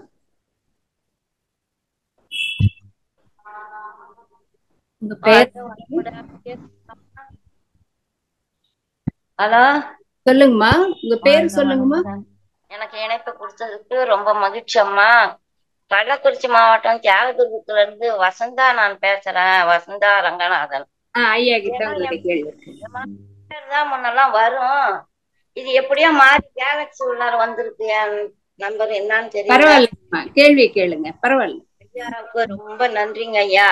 தெளிவா வாழ்க வளம். பேசுறீங்க. நல்லா இருந்தது. இன்ப ஊற்றாய அந்த பாட்டு முழுசுமும் சொல்லி அதுக்கு நல்ல விளக்கமும் சொன்னீங்க. அடிக்கடி நான் அந்த பாட்டை பாடிக்கிட்டே இருப்பேன். ஓ எட்டு விளக்கம் சரி. படைச்சு நல்ல பாட்டுங்கய்யா அது. உங்களுக்கு ரொம்ப நன்றிங்கய்யா. உங்களுக்கு வாழ்த்துங்கய்யா. ஐயா, எனக்கு வந்து ஒரு 17 வயசுல என் பேச்சு ஒண்ணு இருக்குதுங்கய்யா. அதுக்கு வீசிங் தொந்தரவு இருக்கு. அதாவது அது டஸ்ட் எல்லாம் வந்தா கேட்டோம், அதுக்கு குரல் வளை வந்து சுருங்கி போகுதுன்னு டாக்டருங்க சொல்றாங்க. நாடி சுத்தி செய்ய சொல்லி சொன்னேன். வேற என்ன கூடுதலா பயிற்சி அதுக்கு சொல்லலாம்னு கொஞ்சம் ஒத்தாசை பண்ணுங்கய்யா சொல்லி. அது மகரிஷி கொடுத்த பயிற்சிகளே உங்களுக்கு உங்க பேத்திக்கு ரொம்ப பயனுள்ளதாக இருக்கும். நீங்க இந்த உடற்பயிற்சியில சரியா என்னென்ன கற்றுக் கொடுக்க முடியுமோ எல்லாத்தையும் கற்றுக் கொடுங்க. நுரையீரல் பயிற்சியில இப்போ வீசிங் ப்ராப்ளம் இருந்து விடுபட்டவங்க எவ்வளோ பேர் இருக்கிறாங்க. நீ நரம்பு தசைனா சுவாச பயிற்சி இருக்குங்க இல்லையா, ஒரு அற்புதமான பயிற்சி. அந்த ஒரு பயிற்சியிலேயே இது குணம் கிடைக்கும். அதோடு கூட நம்ம உடற்பயிற்சி முழுக்க செஞ்சுக்கிட்டே வர்றாங்க பொழுது அவங்களுக்கு இன்னும் நல்லது. அதோட காயக்கல்பம், நோய் எதிர்ப்பு சக்தி கொடுத்துக்கிட்டே வரும். அதனால மனவளக்கலை பயிற்சிகளே போதும். அதோடு கூட உங்களுக்கு தேவைப்பட்ட இந்த பயிற்சியெல்லாம் செய்தும் தொடர்ந்து இருக்குது அப்படிங்கிற பட்சத்துல நீங்க மன்றத்துல பாத்தீங்கன்னா இந்த டிப்ளமா படிச்சவங்க ஆசிரியர்கள் அவங்கள கேட்டீங்கன்னா இதுக்குன்னு ஸ்பெஷலா சில யோகாசனம் பிராணாயாம பயிற்சிகள் சொல்லி தருவாங்க. ஆமா, நீங்களா எதுவும் புக்கை பார்த்து எதுவும் செஞ்சுக்க வேண்டாம். ஆசிரியர்களுடைய கவுன்சிலிங் பண்ணிட்டு அதை கத்துக்கணும். ஆனா மனவளக்கலை பயிற்சி எல்லாமே செய்தாவே நல்ல குணம் கிடைக்கும். நான் தினம் உடற்பயிற்சி, தியானம் பயிற்சி உங்க ஜூம் கிளாஸ் எல்லாம் அட்டன் பண்ணி கேட்டுக்கிட்டு தான் இருக்கேன். எனக்கு 75 வயசு ஆகுது. இங்க ஒண்ணும் இப்ப மன்றம் நடக்கலங்கய்யா. திருவத்துல 2 மன்றம் நடக்குது. ஏதோ சூழ்நிலை காரணமா எல்லாம் நின்னு போச்சு. ஒண்ணும் நடத்துறதுக்கான வாய்ப்பு இப்ப சூழ்நிலை இல்லாம இருக்கு. அது நடத்தணும்னு கொஞ்சம் வாழ்த்து சொல்லுங்க. ஆழியார்ல வந்து ஹெல்த் கேம்ப் நடக்குதுங்கம்மா. ஆழியார்ல அப்படி முடியாத பட்சத்துல அவங்களுக்கு தொடர்ந்து அந்த நோய் இருக்குது அப்படின்னா ஆழியார்ல ஒரு 20 நாட்கள் ஹெல்த் கேம்ப் நடக்குது. அதுல வந்து கலந்துக்கிட்டு குணப்படுத்திக்கிட்டு போகலாம். சரிங்க, நல்ல யோசனைங்கய்யா. நன்றிங்க ஐயா. வாழ்க வளமுடன். வளமுடன் ஐயா. வாய்ப்பை கொடுத்ததுக்கு எனக்கு ரொம்ப மகிழ்ச்சியா. இந்த பேரை மாற்றி எனக்கு வர செய்ய முடியுங்களாங்க? என் பேர் வர மாதிரி உங்க வீட்டு பிள்ளைங்க யாரா இருந்தாங்கன்னா செய்யுங்க. சரி, அங்கேதான் செய்யணும். நன்றி. நன்றிங்கம்மா. வாழ்க ஐயா. வாழ்த்துக்கள் ஐயா. எனக்கு பல்லு கொஞ்சம் எடுத்துட்டு அதனால திக்கி திக்கி வருது வார்த்தை. தெளிவா இருக்குங்கம்மா. தெளிவாதான் இருந்ததுங்கம்மா. பேச முடியல. நன்றி அம்மா. உங்களுக்கு வாழ்த்து. எனக்கு வாய்ப்பு கொடுத்தீங்க, அதுக்கும் நன்றி ஐயா.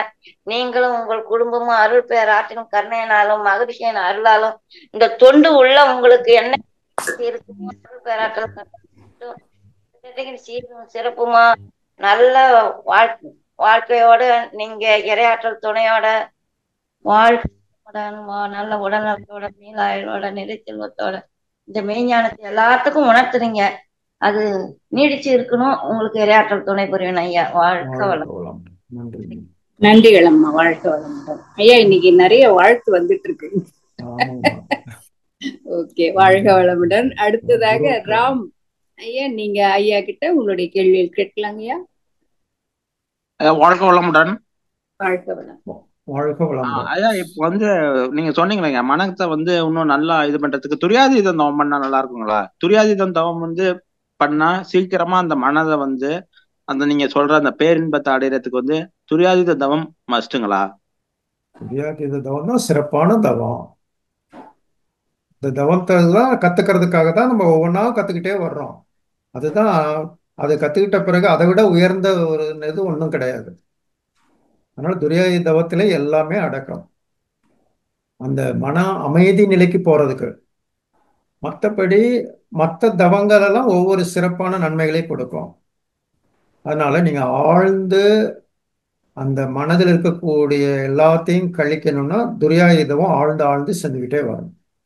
ஓகே ஐயா, வாழ்க வளமுடன். ஐயா இன்னொன்னு இருக்குங்க, இப்போ ஒரு நிகழ்ச்சி நடக்குதுன்னா, அதாவது வாழ்க்கை மலர்கள் புக்ல பாத்தீங்கன்னா மகரிஷி ஐயா வந்து ஒரு நிகழ்ச்சிகள் நடக்குதுன்னா அது வந்து நமக்கு வந்து இறைநிலை போதிக்கிற ஞானம், இறைநிலை வந்து நமக்கு செய்யற வந்து ஒரு எடுத்துக்காட்டி நம்மள வழி திருத்துறதுக்கான நிகழ்ச்சி அப்படின்ட்டு வாழ்க்கை மலர்கள் புக்ல வந்து சொல்லியிருக்காங்க ஐயா. ஆனா நம்ம மனசு வந்து அதை ஏத்துக்கிறதுக்கு கஷ்டமா இருக்கு. எது ஏன் இப்படி நடந்தது, இப்படி நடந்திருக்கலாம்ல, இப்படியே நடந்தது, இப்ப நம்ம அந்த சமயத்துல வந்து உணர்ச்சி வயப்பட்டிருக்கலாம இருக்கலாம்ல, அந்த மாதிரி. அதாவது பழக்கத்துக்கும் விளக்கத்துக்குமே ஒரு போராட்டம் நடக்குது. அப்ப வந்து நமக்கு வந்து அந்த ஒரு மாதிரி துன்பம் கொடுத்தவங்கள வந்து திருப்பி போய் ஏதாவது ரொம்ப மனசை கஷ்டப்படுத்திட்டாங்க அப்படின்னா அவங்கள பாக்குறப்ப இவங்க தானே பண்ணாங்க அப்படின்ட்டு ஒரு பயங்கர கோபம் வருது. அவங்கள போய் கேட்கணும்னு தோணுது. இல்ல இந்த கோபத்தை வெளிக்காட்டாம இருக்கணும்னா பேசாம அமைதியா ஒதுங்கி இருக்கலாம் அப்படின்னு தோணுதுங்கய்யா. வாழ்க வளமுடன். அதாவது நம்ம வந்து குடும்பத்துல இருந்துகிட்டு இந்த மாதிரி யோகம் தியானம்லாம் கத்துக்கிட்டு செஞ்சுக்கிட்டு வர்றோம். நம்ம வந்து ஒரு யோக சாதனையில வந்து குடும்ப கடமைகளை எல்லாம் விட்டுட்டு போய் சமுதாயத்துல தொடர்புல இல்லாம தனியா போய் உட்காந்துக்கிட்டு பண்ணிட்டு இருக்கல. இந்த மாதிரி இருக்கும் பொழுது அதுவும் நம்ம வந்து ஒரு குடும்பத்துல வந்து நீங்க தான் ஒரு முதல்ல ஒரு தியானம் கத்துக்கிட்டவங்க கூட இருக்கலாம். உங்க ஃபேமிலி இதுலயே நீங்க தான் முதல்ல ஒரு தியானம் கத்துக்கிட்டு இருக்கீங்க.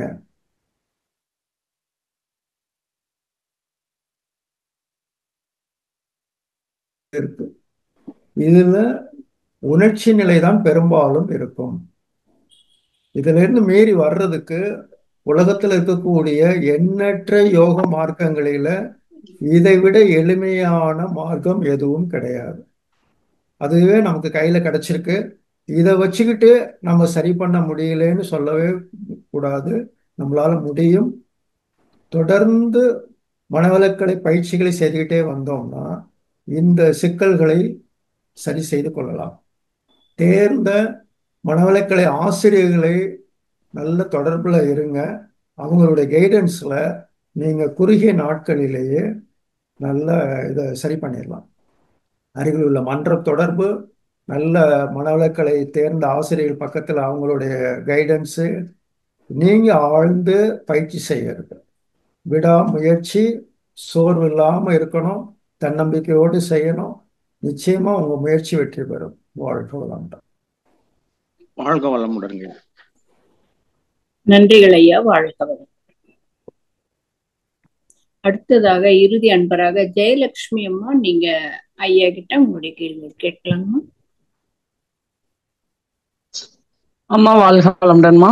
வாழ்க வளமுடன். ஐயா வாழ்க வளமுடன். வாழ்க வளமுடன். கரூர் மாவட்டத்துல இருந்து பேசுறாங்க, லாலாப்பேட்டை. சொல்லுங்க. வாழ்க வளமுடன்.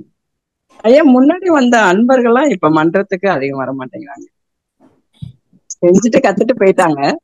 அதுக்கப்புறம் வந்து தொடர்ச்சியா அந்த பயிற்சி எல்லாம் மத்தவங்களுக்கு சொல்லி கொடுக்க வர மாட்டேங்கிறாங்க. அதுக்கு என்னங்க பண்ணலாம்? இன்னும் அன்பரை சேர்க்கணும், அதுக்கெல்லாம் என்ன பண்ணலாம்? நிறைய பண்ணலாம். மன்ற வளர்ச்சி அப்படிங்கிற ஒரு தலைப்புல பேசும்போது நிறைய சொல்லுவேன்.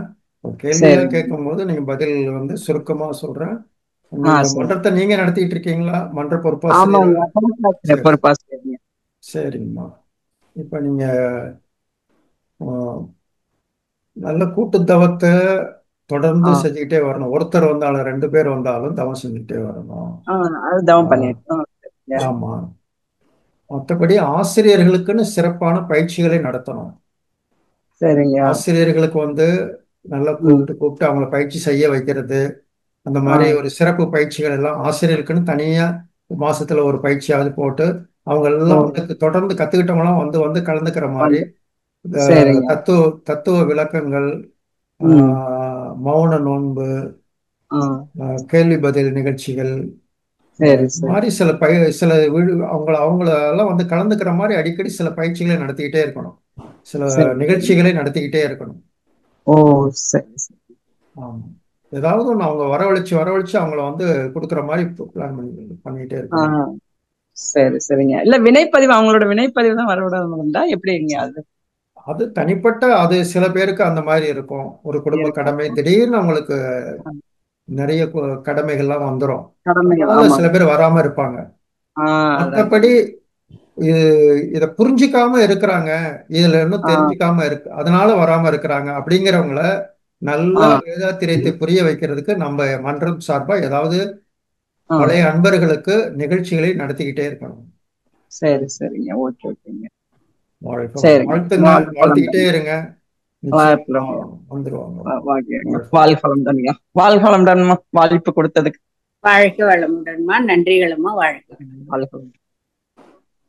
ஐயா நிகழ்ச்சி நிறைவு செஞ்சுக்கலாங்களா? நிறைவு பண்ணிக்கலாம். நன்றிகளே. வாழ்க வளமுடன்.